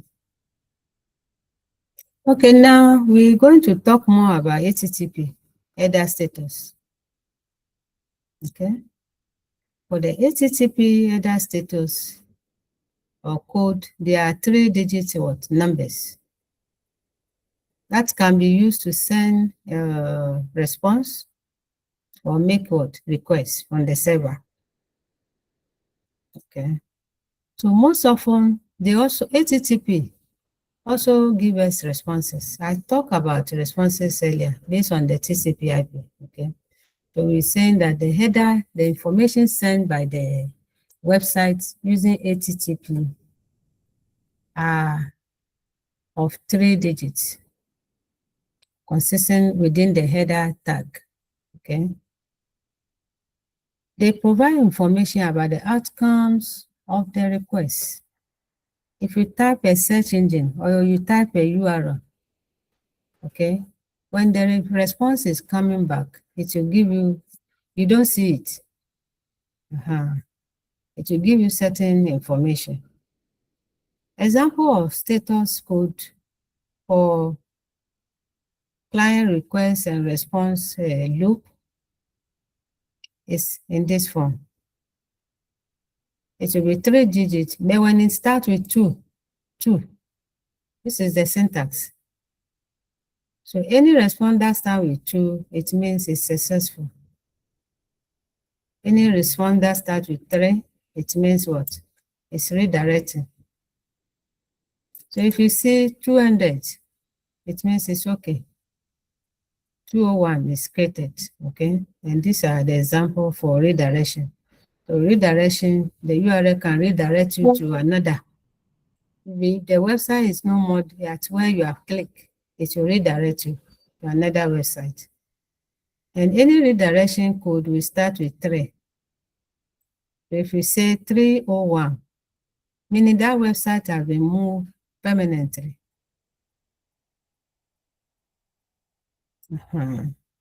302 also means they were found, then to link you there. 307, temporary redirect. Okay. Any header status that begin with 4 means it's client error, meaning the web browser error. Web browser is the client. It's a client error. So you can see example here. So 400 means bad request. 403 forbidden. So it will give you that error message on the browser. 404, error 404 means not found. So if you start creating website now and you link them, if you go and link to a something that is not resource that is not on the internet, this error message will come on your client. So not found. Anything concerning server error will start with 5. Okay. 500 means internal server error. 502 means bad gateway. So these are type of messages you'll be getting when you're making use of the internet. When I click and it cannot find these resources, it will give me the client error. If I click and maybe they've put the redirection there, code there, it would redirect me. So that is those HTTP header status that we're talking about. All right. Now we have talked about web browser. We're now going to talk. Did we talk about browser? No, not yet. We want to define web server. Web server. So web server are software application that are responsible for serving or responding to the user browser's request. Okay. This is a web browser. We've talked about web browser and we mentioned Chrome, Google Chrome, Safari, whatever. So now I'm talking about web server. So if you type something, anything we are typing, okay, even from the search engine, if I type Alimatu, okay, I type Alimatu, you can see intelligent web, intelligent browser, okay, it's giving me a suggestion. If I click on this Alimatu, you see the person there. So from the clicking and these responses, I'm communicating with the server. The browser I'm using is communicating with the server. Okay? The browser is communicating with the server. Okay? Here it's saying you should verify. Okay? The browser is communicating with the server. Okay? The site can't provide secure connection. Okay? There's a problem, so you reload. So all this information is coming from the server. This is from Google. We are communicating with a server, so it's giving us a response. So web server is a software application that are responsible for serving or responding to the user browser request. Have you seen my user browser request? I've requested from that place and I'm able to get information back through communication with the server. Browser sending from request to the server. Server responds and communicate back to the browser. Okay. Types of servers include Apache and what? Tomcat. Apache.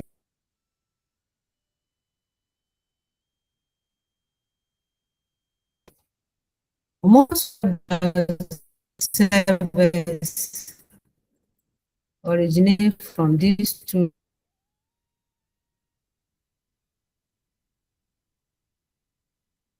sources. Apache or Tomcat. So it's open source. Okay. Most of the web program online is based on what? Apache. Okay. Tomcat is an open source tool used for hosting Java-based web application. So if you develop a website using Java, you end up using this server. Okay. If you develop a website using those technology I mentioned earlier, it supports PHP, Python, JavaScript, whatever, you end up using Apache. Okay. All right. So the main purpose of web server is to what? Respond to browser requests. And that is what I've demonstrated. Browser requested from here. Then we get response. The server will process and respond back to the browser. Okay, so that's server. All right. Security over the internet that web programmers should know and integrate in their program are many. When you are developing websites, that will communicate between a browser and a server. You need to note these security features and incorporate a better secure option for your application. You have to be concerned about privacy and integrity, authentication, and what? Non-repudiation. Okay.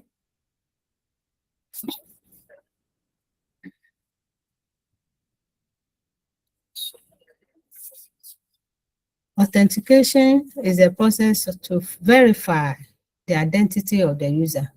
So you realize that if it includes sensitive data, you allow user to what? Register and log in. When your websites include authentication, you realize that it will take care of non-repudiation. Okay? It will take care of non-repudiation, whereby people cannot deny, okay, the validity of their actions. And you can easily trace them to whatever they do. You can take log of people's activity. So non-repudiation is a security principle that prevents an individual from denying the authenticity or validity of their actions. Okay. So what do we mean by privacy? Okay. It refers to the protection of an individual personal information and data from unauthorized access, use, or disclosure. So all this, when you are developing website, you should find a way to do this protection, to include this protection. Integrity ensures that information remains accurate and unaltered throughout this cycle of communication. Okay, so whatever user has forwarded to you, filled into the form, it should remain what? Accurate. Nobody should be able to change it. So you must secure your client. You must secure your server. You must secure the what? Network. Especially if you are providing hosting services, you must secure them. One way to secure the privacy and integrity is encryption. Okay, you configure your system, develop even PHP. When you are using PHP for development, there's a way you encrypt. There's a way you encrypt your database so the hackers can not easily go through. Okay, so encryption is a support privacy and integrity. Okay. All right. So from here we have web programmer toolkit. So the programmer toolkit will come to them one by one as we start the web technology. So they are the tools that support the development of a website. Okay. All right. HTML is one of the key. We'll look at HTML in our next session. HTML, we'll look at it in our next session. We'll look at the history of HTML. I've even talked about websites. Okay. We'll look at it. HTML5 is the next version of HTML, and that's what we'll be doing, HTML5. Goal of HTML5, read them. Browser support for HTML5. We know browser already from today. Okay, we know browsers, what it is. And these are example. Okay. Web standard.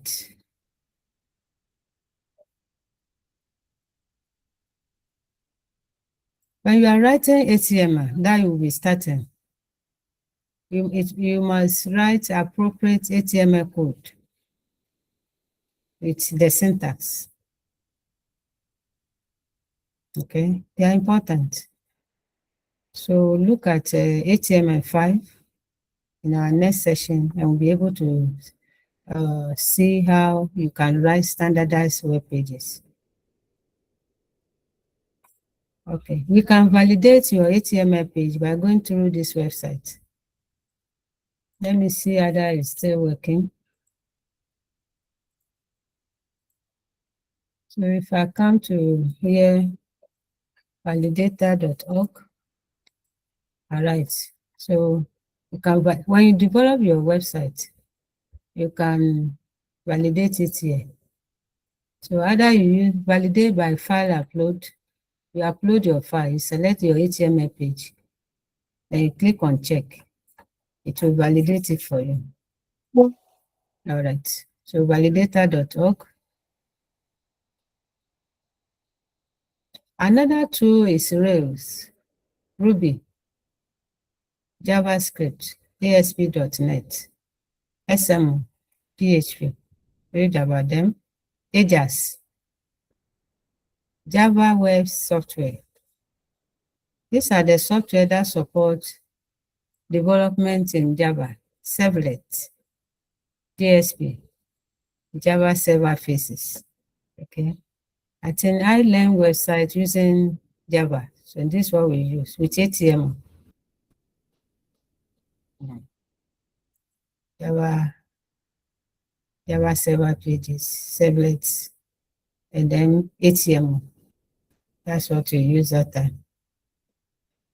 Okay. All right. Plugins and framework. Okay. Framework are the template you download online, and then you change the text, you change the image. Okay. Framework are form of templates. Okay.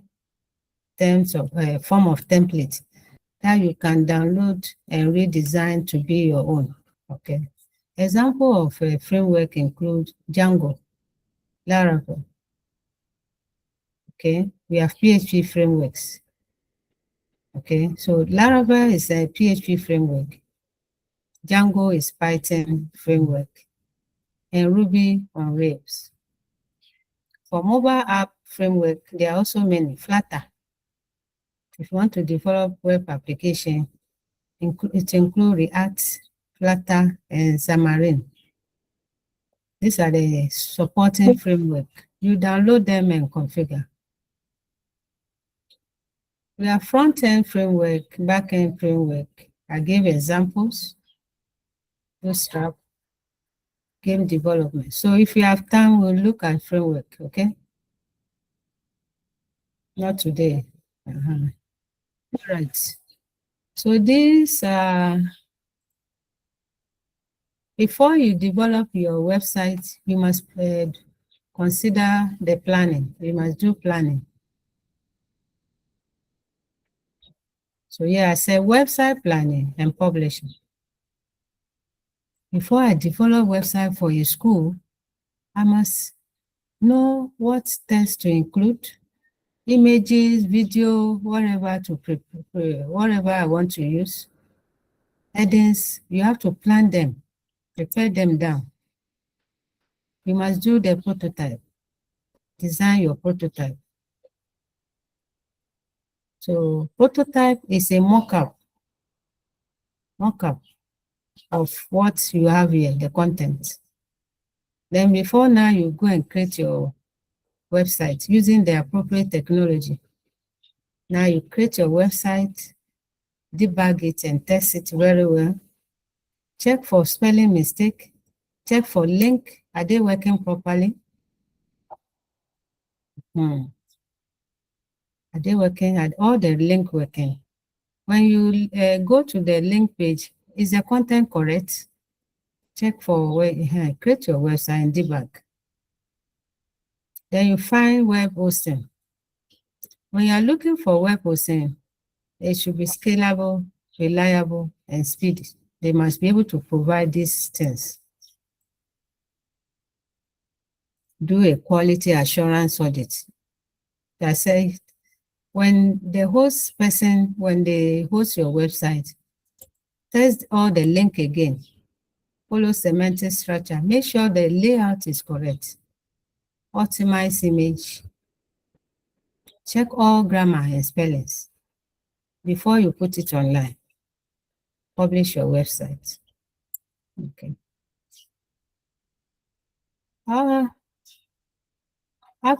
During your design, you must follow principle. These are website design principle. You must know your purpose. Okay, navigate, easy navigation.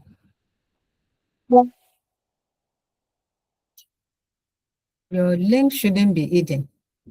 It should be what user can see, and it should be linkable.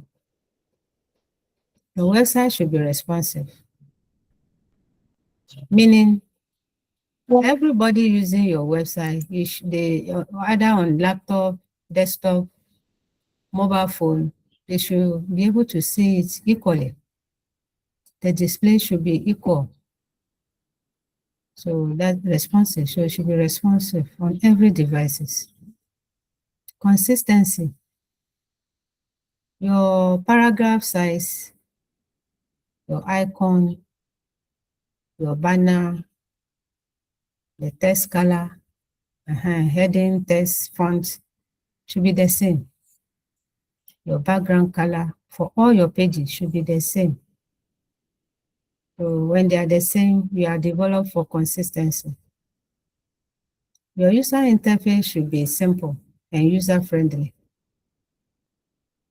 In that, you see what how the banner here is looking. It's faded. The website should be clear, like the one on my left here.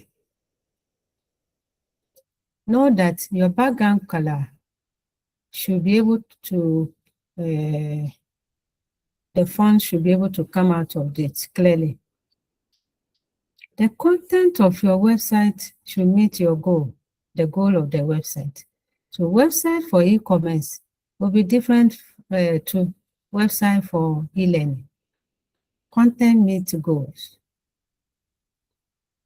and it should be performing. Your website should be functional. You should provide a way to get feedback on your website visitors. It should give you comments so that you can improve your website. Avoid alert dialogue when not necessary. The pop-ups that you create yourself, avoid them when they are not necessary. Mitigate error 404 and 500 errors. Remember, we say error 404 is what? Who can remind us?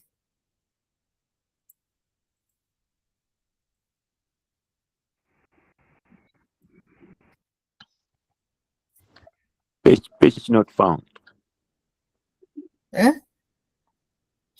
Page not found. Okay, from your client. Okay, it's a client your browser error type, and then error 500 result from the server. Look at the 11 one. Avoid typographical mistake, and your page should be readable. This is important. Your page should be readable. If your background color is blue and you want to put red color on it, you can see how it will look. It will not be readable. So make sure you have matching color that your page can be readable. Avoid typography. This annoys visitors. It annoys website visitors. Okay. All right. So that is our summary.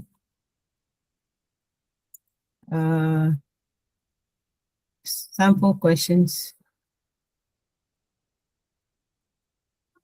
Okay. All right. That is the end of 1A. All right. So now we'll break for like 5 minutes, okay?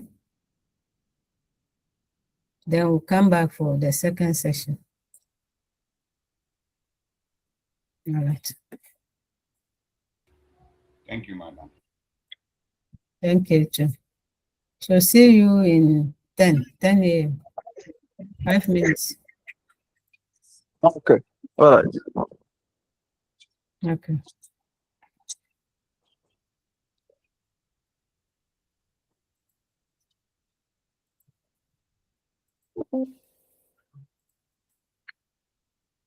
Yeah, hello, madam. Yes. Please, I thought it's a 3 credit hour course. No, please. That's how they make the switch. 2 hours, 2 hours. And we didn't start early. That's why. Okay. 7 to 11, right? It's 3 hour credits, and I thought you are supposed to close at 10. Okay. It's 11 to me. The timetable said to me is 11. 7 to 11. Yeah, on the timetable, but when you look at the break, they said 10 to 11. So I think there is an error on the timetable. But when we check from our portal, it's a 3 credit hour course. Of course. Yeah. This switch is different. Okay. We switch. You have to use.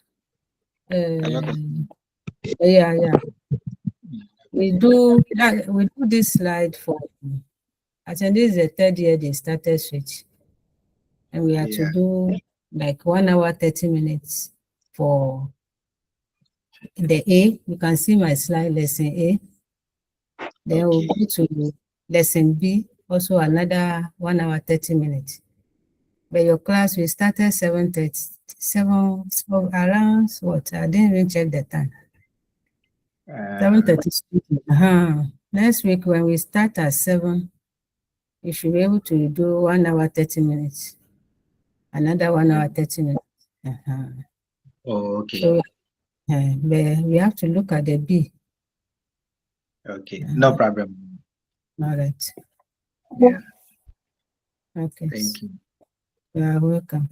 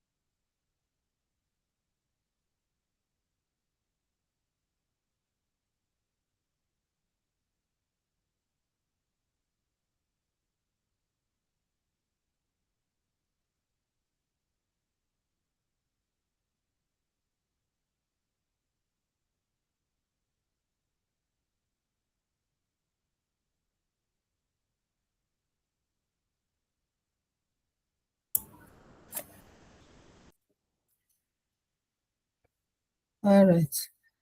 All right. Welcome back. Oh, for cry.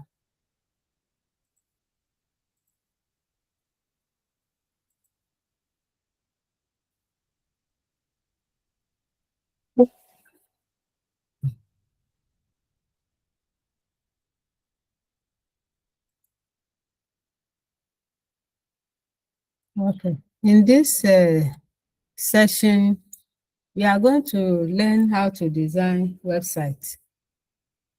Design your own website using HTML. So this is our example of HTML. Okay.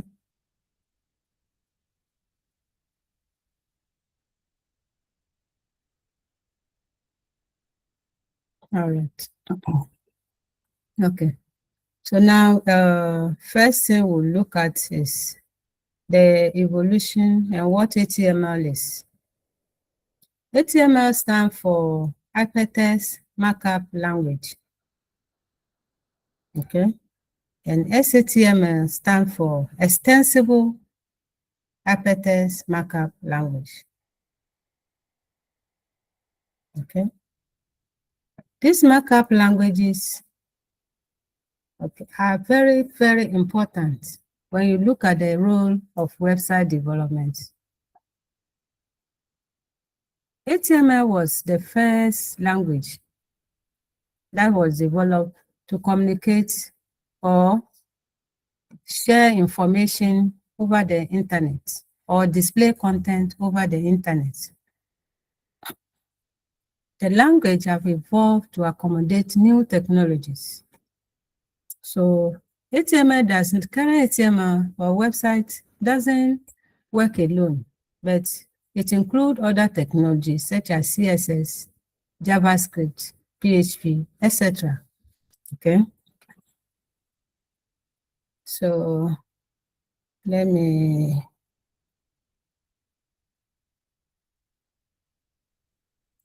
okay, so I'll look at this.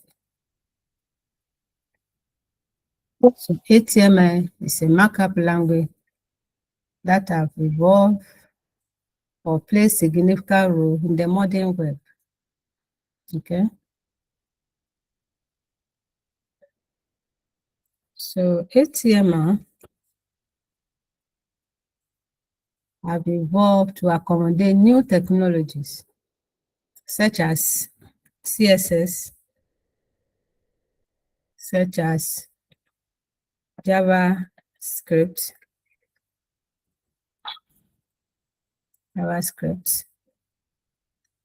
such as PHP, etc. So they are all website technology that I've talked about earlier. So you have to integrate them into HTML before they can function. Okay. HTML was first introduced, okay, in the 90s. And the main purpose is to structure web pages using tags. For example, to add paragraph, you use the P tag. To add headings, you use H1. And H1 range up to H6. And to link pages, you use the anchor tag. So anchor tag for linking, P tag for adding paragraphs, and then H1 to H6 to add different level of headings to your document.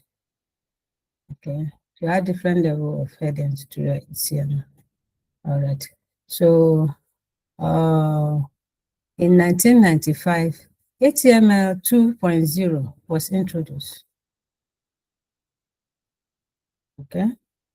Then in later, we have HTML evolved to 3.2 and up to HTML 5. HTML5. So let me see how I have the picture here.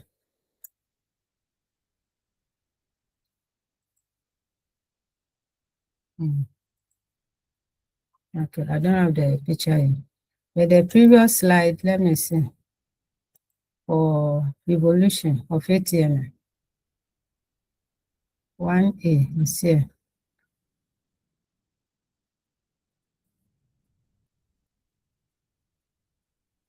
1A, yes, here.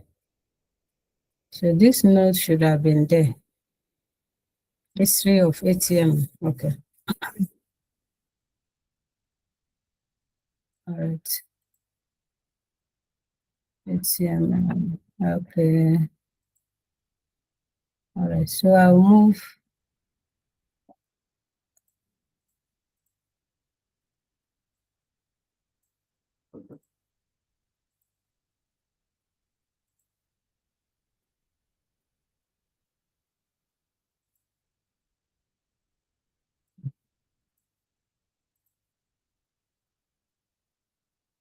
Okay.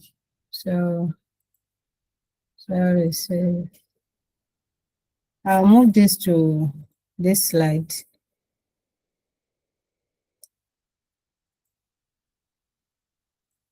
All right.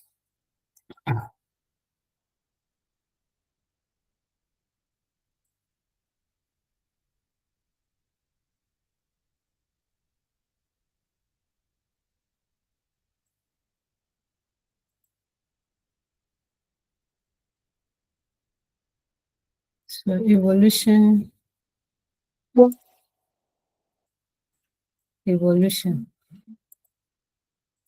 All right.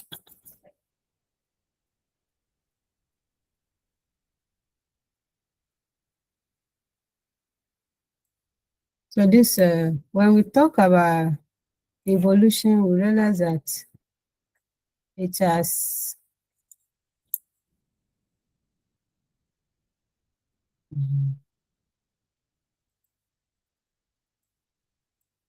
all right.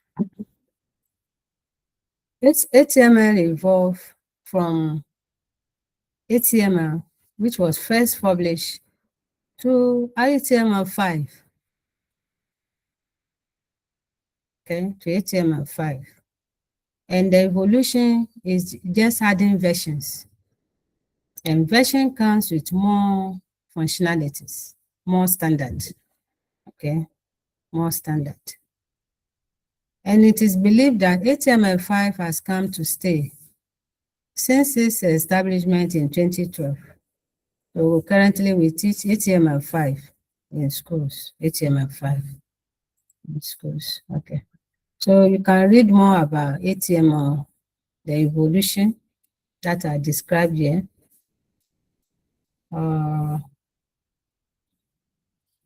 This is more about HTML5. HTML5 is, that I said we are currently programming, is it enables better cross-platform. So I can develop in Windows. My operating system is in Windows.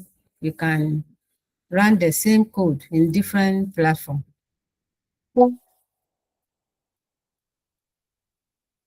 HTML5 also allows storing of all resources in your web application so that the browser can just load them and use them even when you are offline.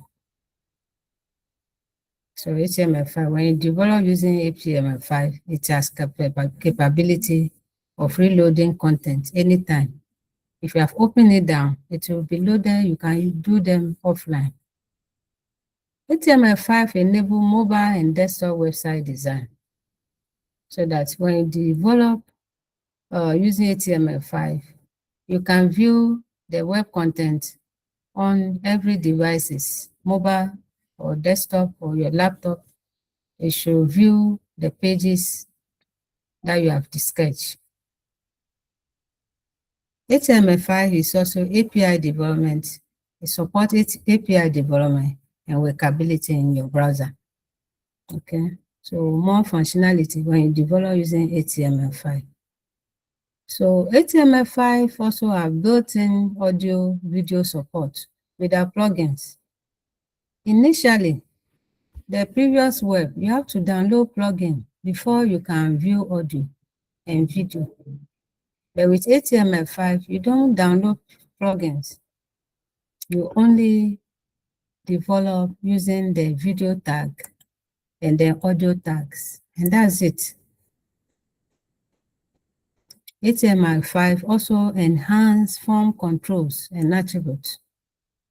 The form that you can design, it supports a lot of things. You can design a form for people to upload their URL, people to, a form for people to upload, to display dates here.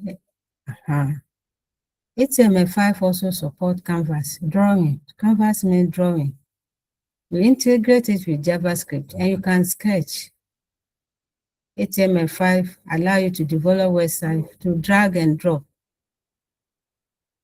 HTML5 support for CSS3, the newer and more powerful version of CSS. So it's advanced form of website development. Okay. So it's a semantic web layout it supports, and it includes formatting. You do a lot of formatting using attributes within the tags. Okay. It supports new tags to incorporate rich media. So rich media here means the multimedia elements, such as images, such as icons, such as video, okay, to enhance your design usability. Okay, so earlier I've talked about API and application. Okay. So I'll now look at the difference between the different versions of the tags. We are going straight to syntax. Syntax of HTML page. So here I define HTML again.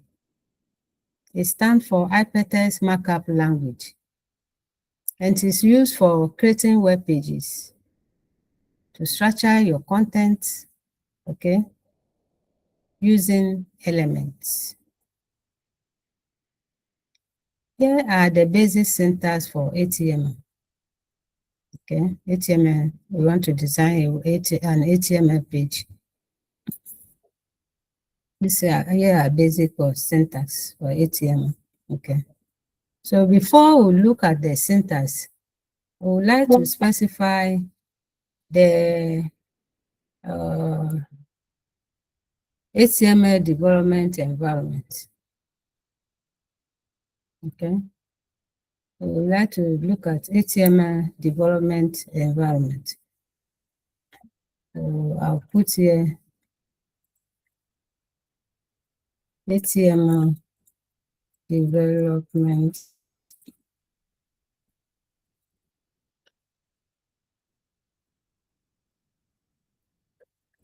all right. So by development environment, we want to know where you can write your HTML code and debug it. Okay. To develop a HTML, we can use text editor, such as what we'll be using in this course. So we call text editor example. You can mention example for me as Notepad. Notepad, testpad. Then we have Notepad++.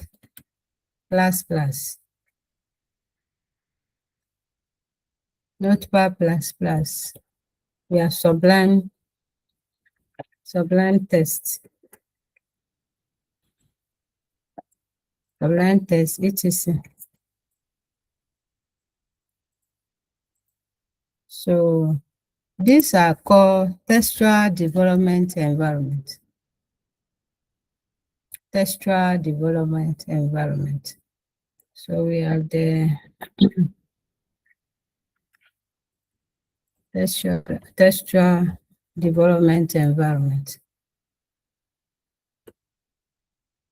So textual development environment, you use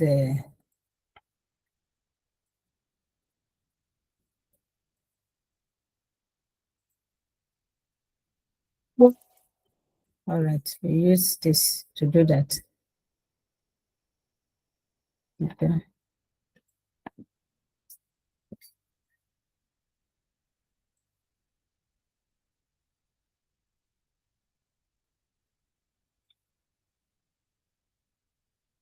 Then we have the second development environment.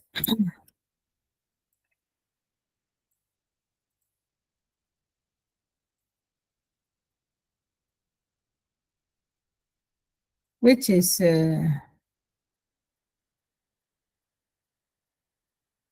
WYSIWYG.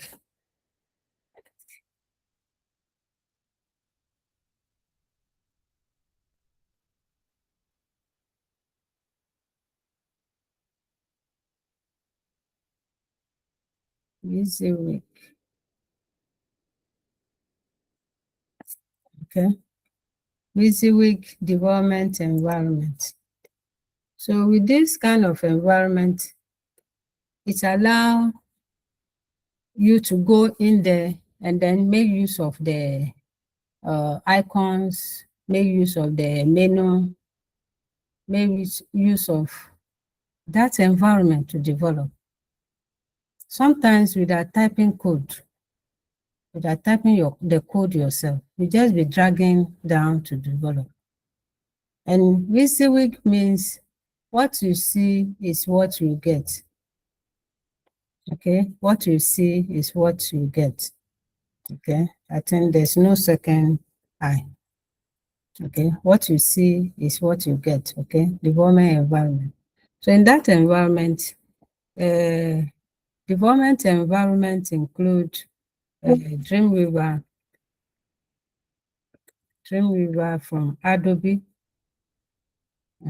You go in there to develop, install. You can drag and type your text. You can drag and create your form.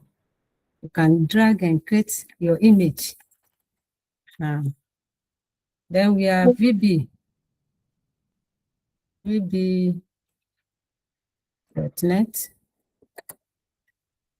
VB.NET, Visual Studio Code,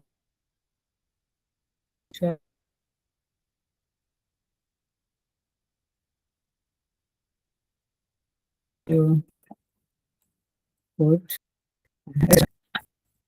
All right. So those are development environment where we can write. So if you look at text editor, when you go to your search and you type text,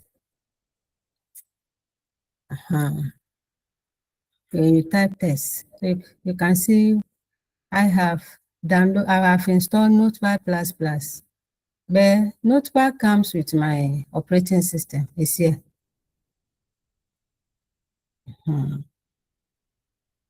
We have Sublime Text. I install it too.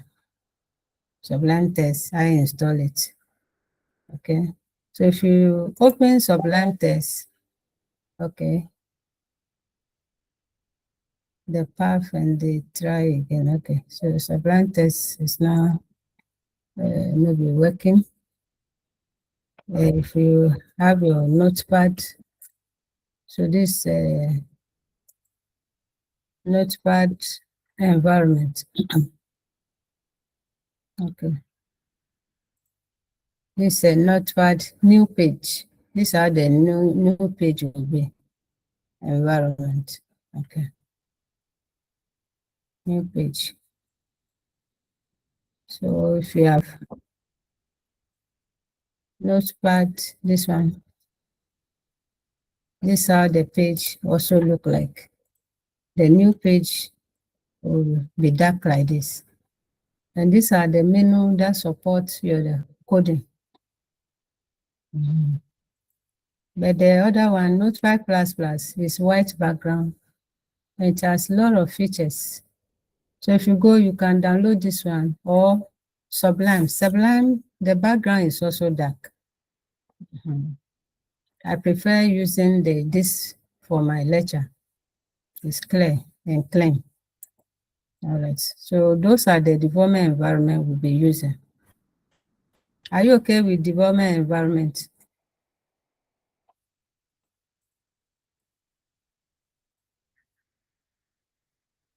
Yes, please. Okay, thank you. So now we are going to syntax. How do we write your, you write your HTML? To write HTML, you must start your page with the declaration, HTML doc type. Okay, you must start your page with a declaration. Okay, followed by the HTML page. Okay, so within the HTML page, you have the head section. Let me show this one. Okay, we are here.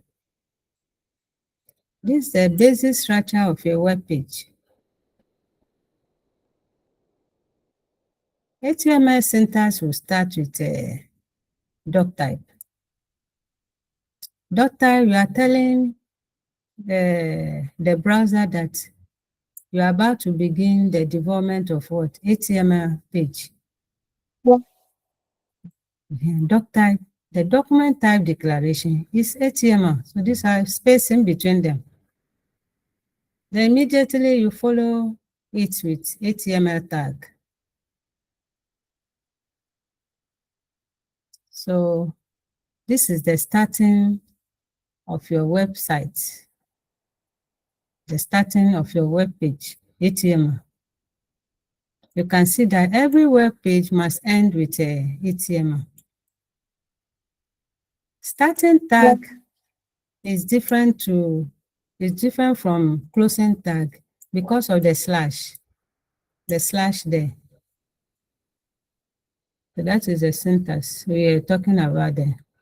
You can see every starting tag as it was closing tag, starting tag, closing tag, starting tag for body, closing tag for body. Okay. All right. So that's what we mean by syntax. So here I said, start your document with doc type declaration. This specifies the HTML version we want to use. The root element of an HTML page is the HTML. So this will follow the doc type. Okay. The HTML tag consists of the head tag, okay, and the body tag. Okay. The head section, okay, define the title of your web page and also define any meta tag you want to add. The body section of the HTML page consists of any tag you want to display to the user. So anything within the body tag is what will display to the user. So if you're adding a paragraph, an image, a link, what do you call it? Video, all these tags should be in between the body tags. Anything in the head section does not show in the browser. Any tags between the body section is what shows in the browser. Do you understand now? All right. Yeah.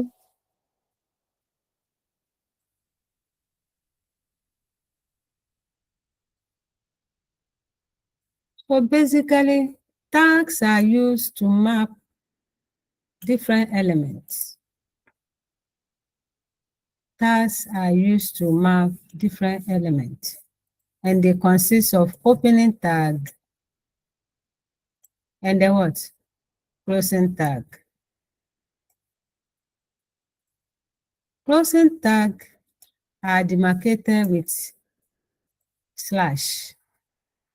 So if I'm writing a paragraph, I'll start with P tag. Write all my paragraph, then close it. So this is the closing tag. And this is the opening tag. Some tags don't have a closing tag. They are self-closed.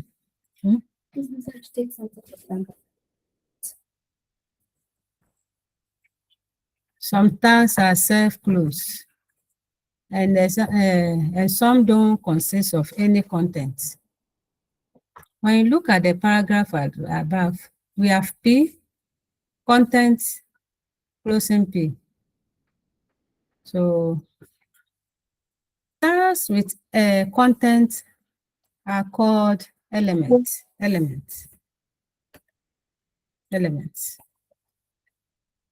Tags with content are called elements. You can see all of them. Then we also have tags with our content. HR, okay. We have tags with the elements. We have the break tag, break. When you're adding break to your page.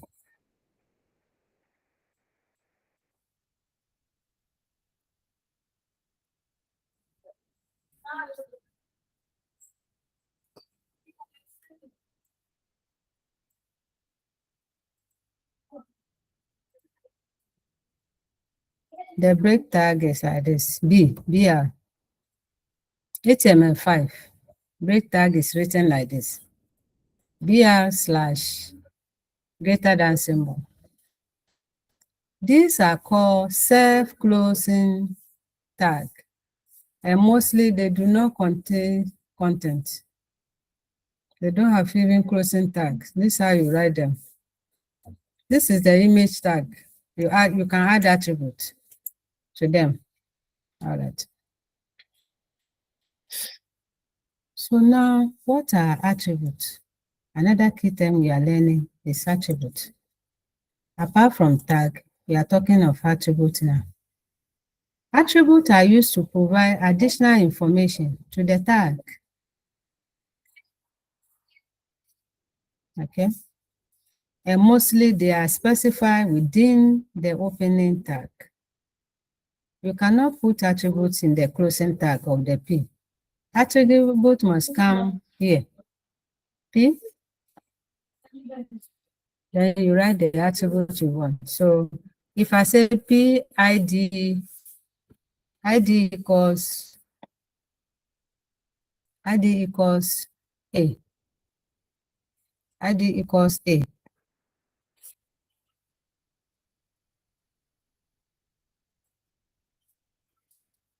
Every attribute must have a value and quoted. Sorry, every attribute. So our attribute here is the ID. The ID equals A. So that's what we have here. So I'm going to move this one down. Example. They are specified within the opening tag and have a name and a value separated by equal sign. Okay. So this is the syntax. This is an example.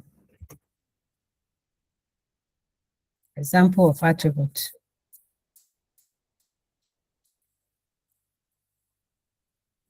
Within a tag.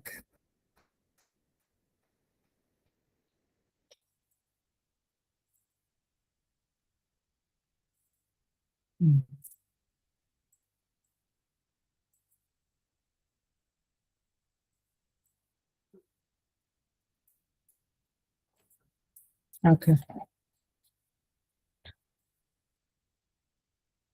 Okay.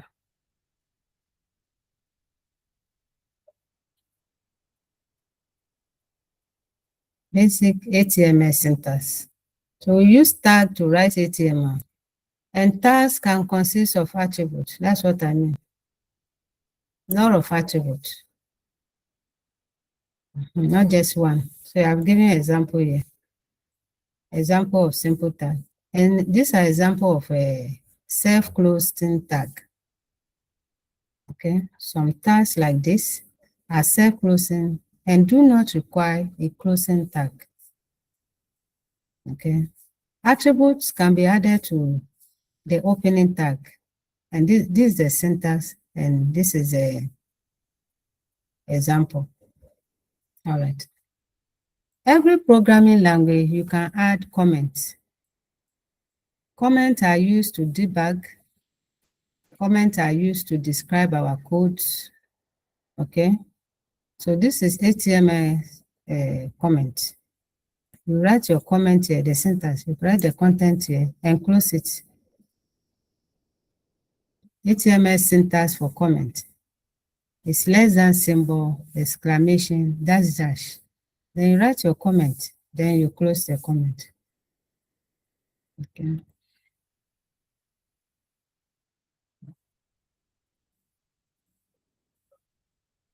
All right. So we are going to write our first HTML page. HTML page. That's what we are going to write.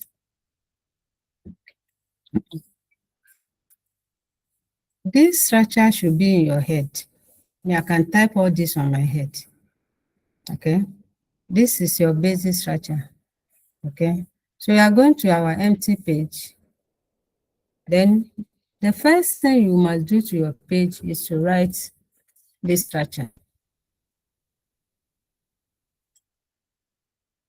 This structure that I have, you can see we have our doc type. Let me save this file. Save. Before you save your file, you must have created a folder. So let's go and create a folder in your,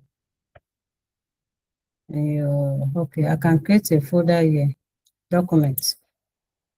Then I'll call it switch. My folder is switch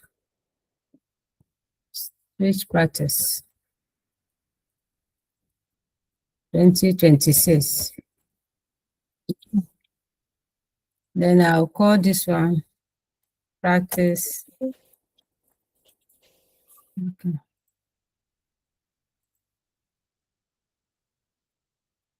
Switch practice.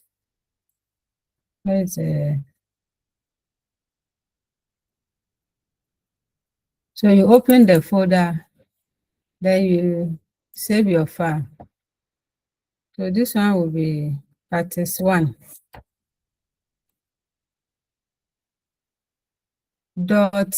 Your every page must end with HTML extension. .html. Practice 1.html. Don't put space. Practice 1.html. Change this to all types. The MIME type, you see, MIME types are here, there are many. So you can search for HTML here, or you just select the all type. Save your work. Okay, so this is a save page. This is a save page. And you can see that when I display this page, I don't have, nothing will show. It's just a comment. Comment does not show in the browser. So this is telling you that page content goes here. Page content goes here. So when I go to your folder, to debug, you have to go to your folder. I save it here.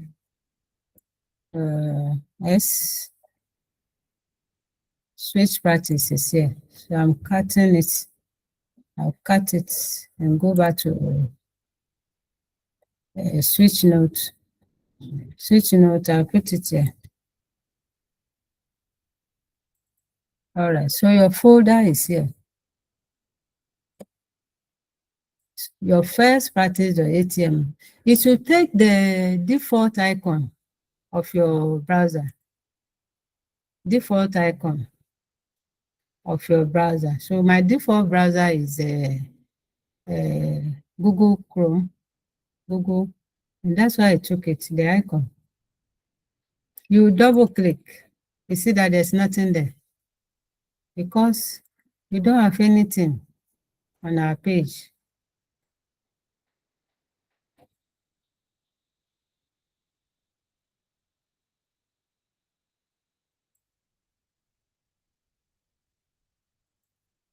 What happened?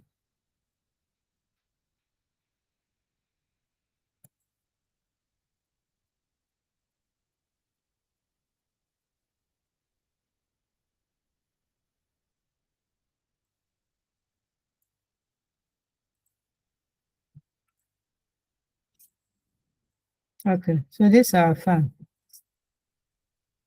So we are going to be adding, this is the head session. Head session. What do you have here? Interactive page. The title is what will display here. Interactive page. You can see it at the top. Interactive page. The title is, that's what it does. The title, the content of the title display on the address bar. Okay. So I'm changing this one now to practice 1. Practice 1. Switch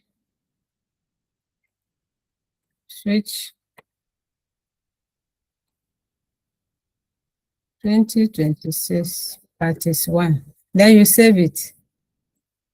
So when you come to your website, you refresh. Refresh, then you have switch. You can see it here. Switch the title of your address bar. You see that nothing show on our page. Okay. So to show something in your page, you come to the body. In between the body parts, the body in between, that's where you can add content. So we are going to develop our first web page. Yeah, I've explained the parts. I explained this part there. Okay, so now we are going to add content to our page. These are the basic text markup.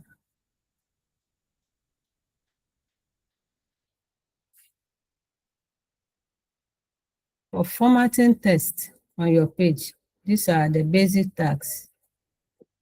We're going to add paragraph now. Paragraphs. Hello. Yes.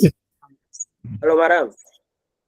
Yes. Please, that meta chat set, then it was UTF-8.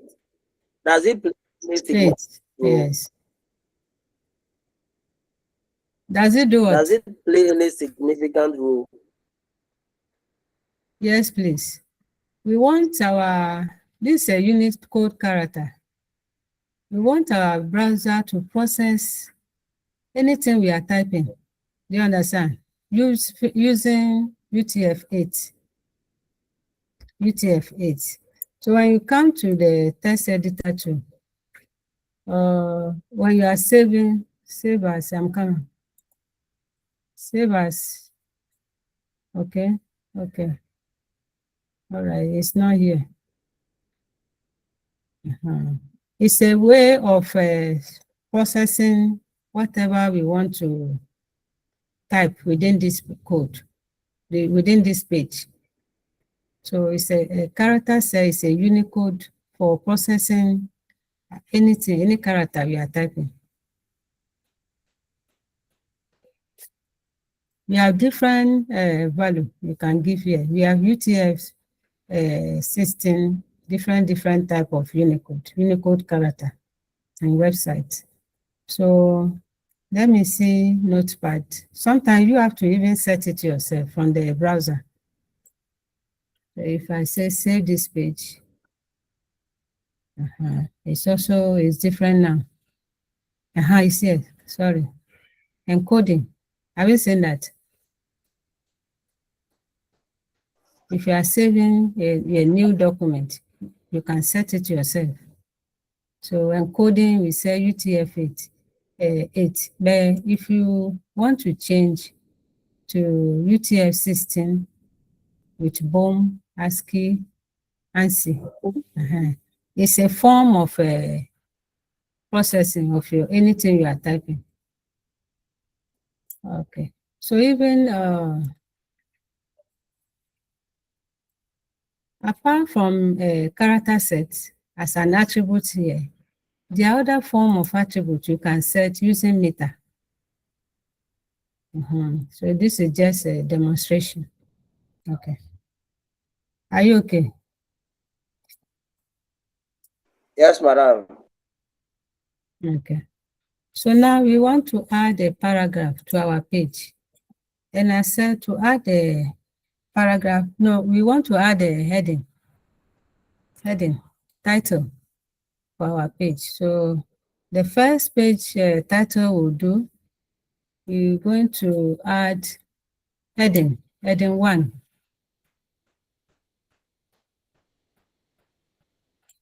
Okay, so we are going to add heading 1, H1. H1 is a tag for heading. So first you bring the starting tag and the matching closing tag with a slash. So this is our tag for adding heading. So the content of your heading will be in between them. So my content for this heading will be practice. I want it to be practice 1.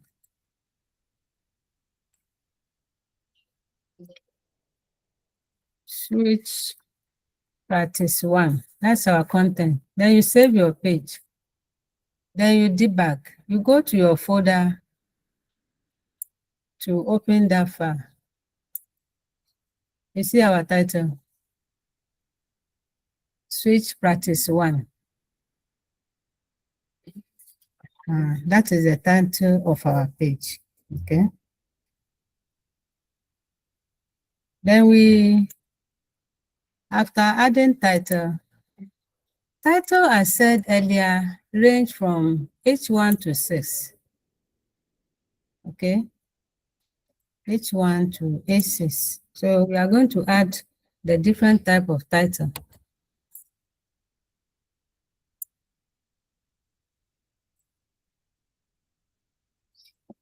That is 2, 3, 4, 5,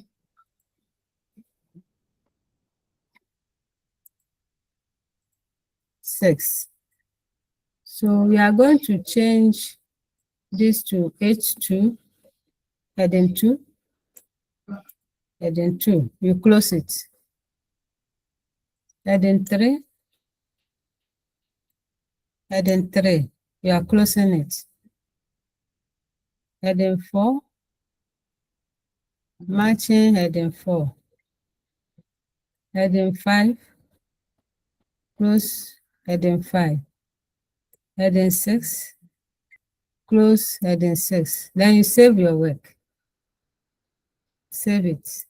We have heading up to 6. And the first heading 1 is the largest in terms of font size. It will display in the browser as the largest, followed by the second heading, the next largest font size. The least or the smallest heading size is heading 6. It's heading 6. So now that we have saved our work, we'll go to the browser. Then we refresh. You see them? Heading 1 will give you biggest font size. Heading 2, the next biggest. Heading 3, up to heading 6. Heading 6 is the smallest heading.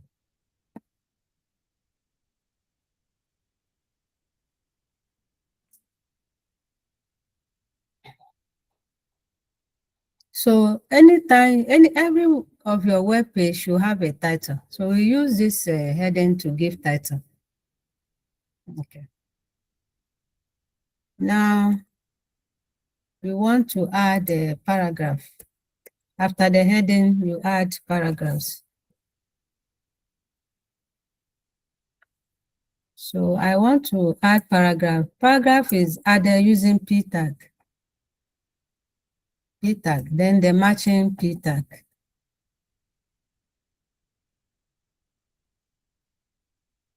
It's advisable you use lowercase for the tags. Okay. So our paragraph can be some content. So I'll go to my slide to add a paragraph. From 1A, we say web service. This is the content for my paragraph.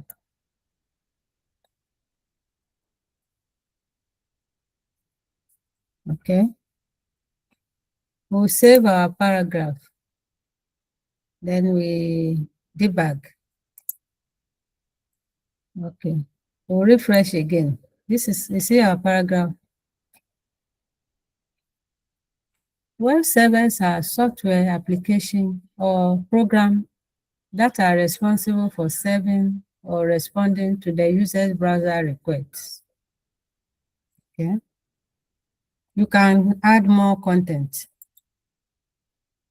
You can add more content. So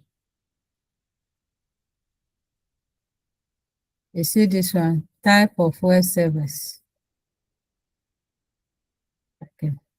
So if I add the same thing there, all right. You see my starting paragraph, the closing paragraph. So before the closing paragraph, you add more content. We add more content. Save. Refresh. All right, so we have more content. So types of servers, 1, 2. This is a single paragraph we have just created. Then in my slide, I talk about basic text markup. Basic text markup. Okay. So the text that we have added to our website, we want to format them. We want to format them. So we are going to add a strong tag. We are going to add EM tag. We are going to add U tag for underline. And we are going to add the S tag for strike through. Subscript. This is superscript. We are going to block quotes. We are going to add code. Okay, this tag can be combined and nested. Okay, so that is a caution that they can be combined and nested. Okay, so basic font tag. If you want to bold some text, you use a strong tag. The strong tag. We are going to use that now. The strong tag. Web server. So imagine I want web server to be bolded.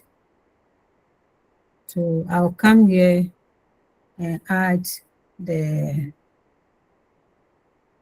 actually I can't see the greater than symbol on my computer. So I'm going to use this and change to strong.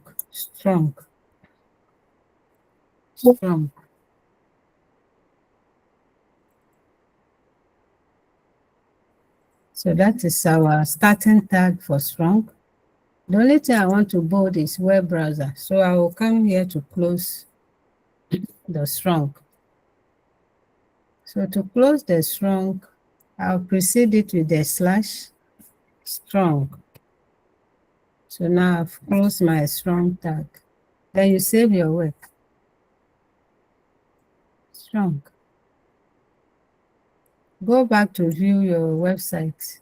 Look at the way it looks now. Refresh. You see that these have been bolded.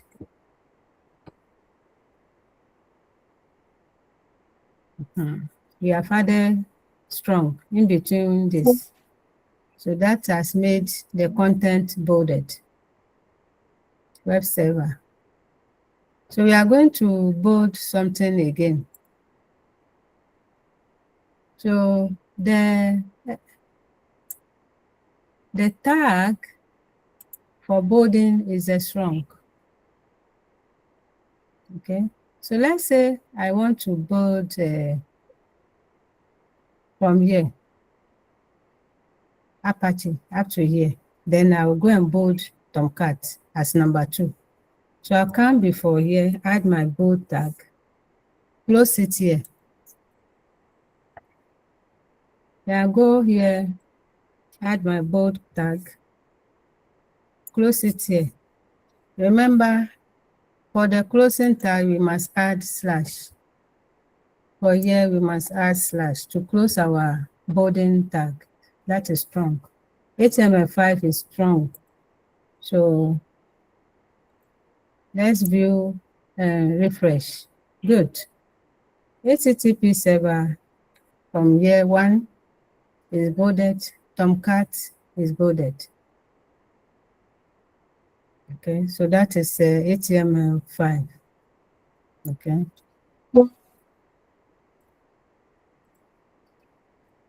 We use EM to italize. EM tag to italize. Okay. This is used to emphasize text by making it italic. Okay. So we want to italize some part of our text. We want to italize. Okay. So let's see Apache Tomcat, often referred to as Tomcat, is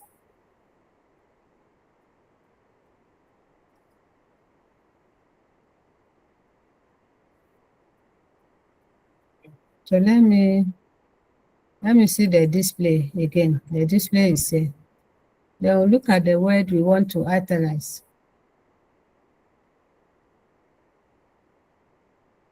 So maybe I want to italize here for serving or responding. Serving and responding. So I'll go to my code and look for serving and responding here. So EM, emphasize. This way you add EM. I want to close my EM. So I'll come here and put the slash, then EM. Matching closing tag. Okay. Then you save your work. When you refresh, look at that. Serving or responding, it has slanted. It has italicized. Okay. It has italicized. Another formatting we can do is underline. It's used to underline text. You. So we go to you.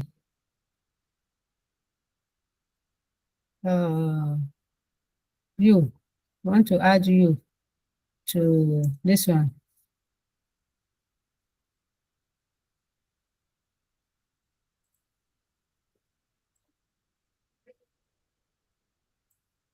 For its stability and extensibility. So I want to underline stability. So I'll go there and add the U tag. U.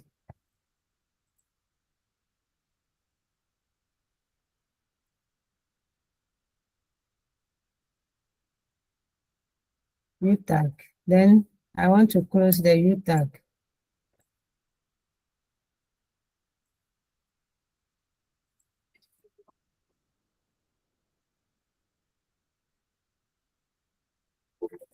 Okay. All right. So what should I do to close the U tag?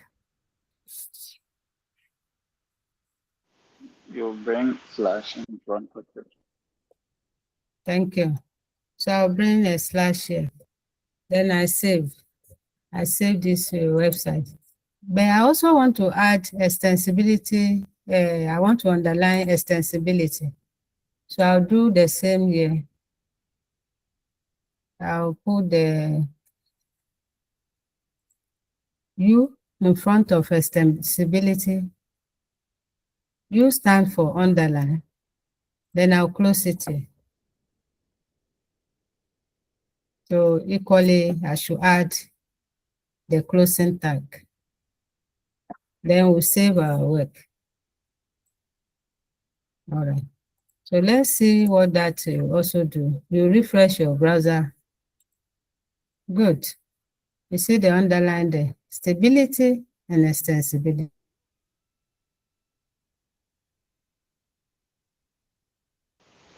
Yes, madam. Madam, please, what's the name of the Added text. software you are using? Then I've added I said there's notepad too. This is the notepad that comes with a window. You can write that code we have written, you can write them here too. Okay, so if you can copy the same thing right there. So check your browser computer, and I said just type test here. You want test editor, so it will come. Me, I have up to 3. I can use Sublime Text, Notepad, Notepad++. Okay. So you can, this one you have to download it and install. This one too you have to download and install. Okay. Thank you. So we have found the line. I found the line. So now text formatting. I'm going to add line strike through text. S. S is used for strike through. Okay. S is used for strike through. So S. So what do you want to cancel? If I want to cancel something, okay. So let's say I want to cancel this word, Apache, this one. So I just put S here. Then I'll close my S. Again, slash S. So save that one. Okay, we save strike Apache. So Apache, refresh Apache.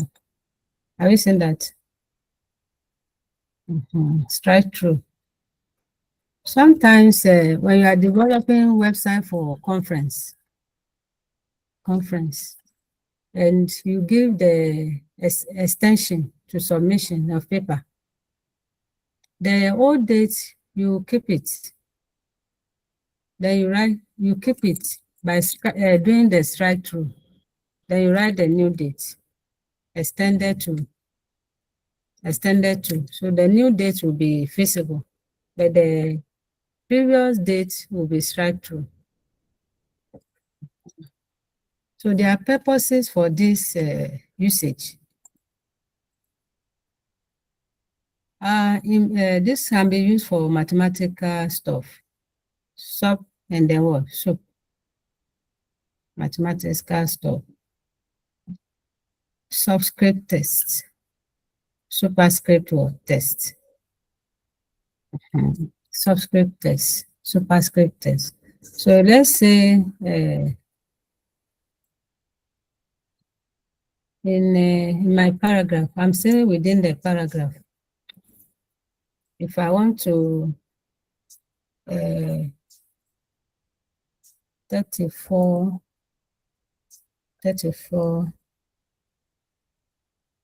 okay, I want to display something like 34. Base 2. Stop. Soup or soup.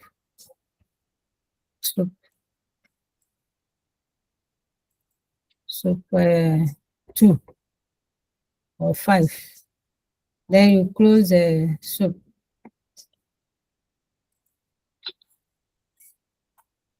You close the soup. Superscripts. Superscripts. Okay. Then another thing I want to display is Hello, madam. stop. Hello. Madam, please, I think it's time for the next lectures. Oh, okay. All right. So we can close. Let me see how this one display. So you see 34 raised to power 5. 34 raised to power 5 is what I've displayed using superscript.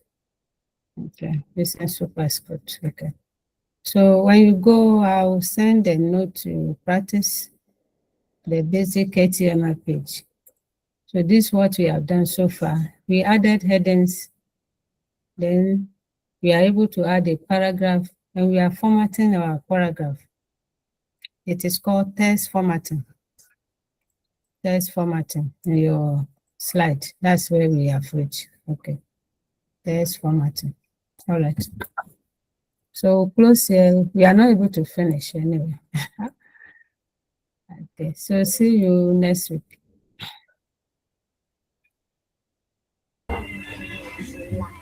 Madam Prince, are we going to have the notes, the slides? Yes, please. You have the slide. So your course rep should send me hi that I will share with you. Okay, madam. Okay. Bye. Thank you so much. Bye-bye. Thank you, madam. The class. Okay. Okay. Bye. Bye.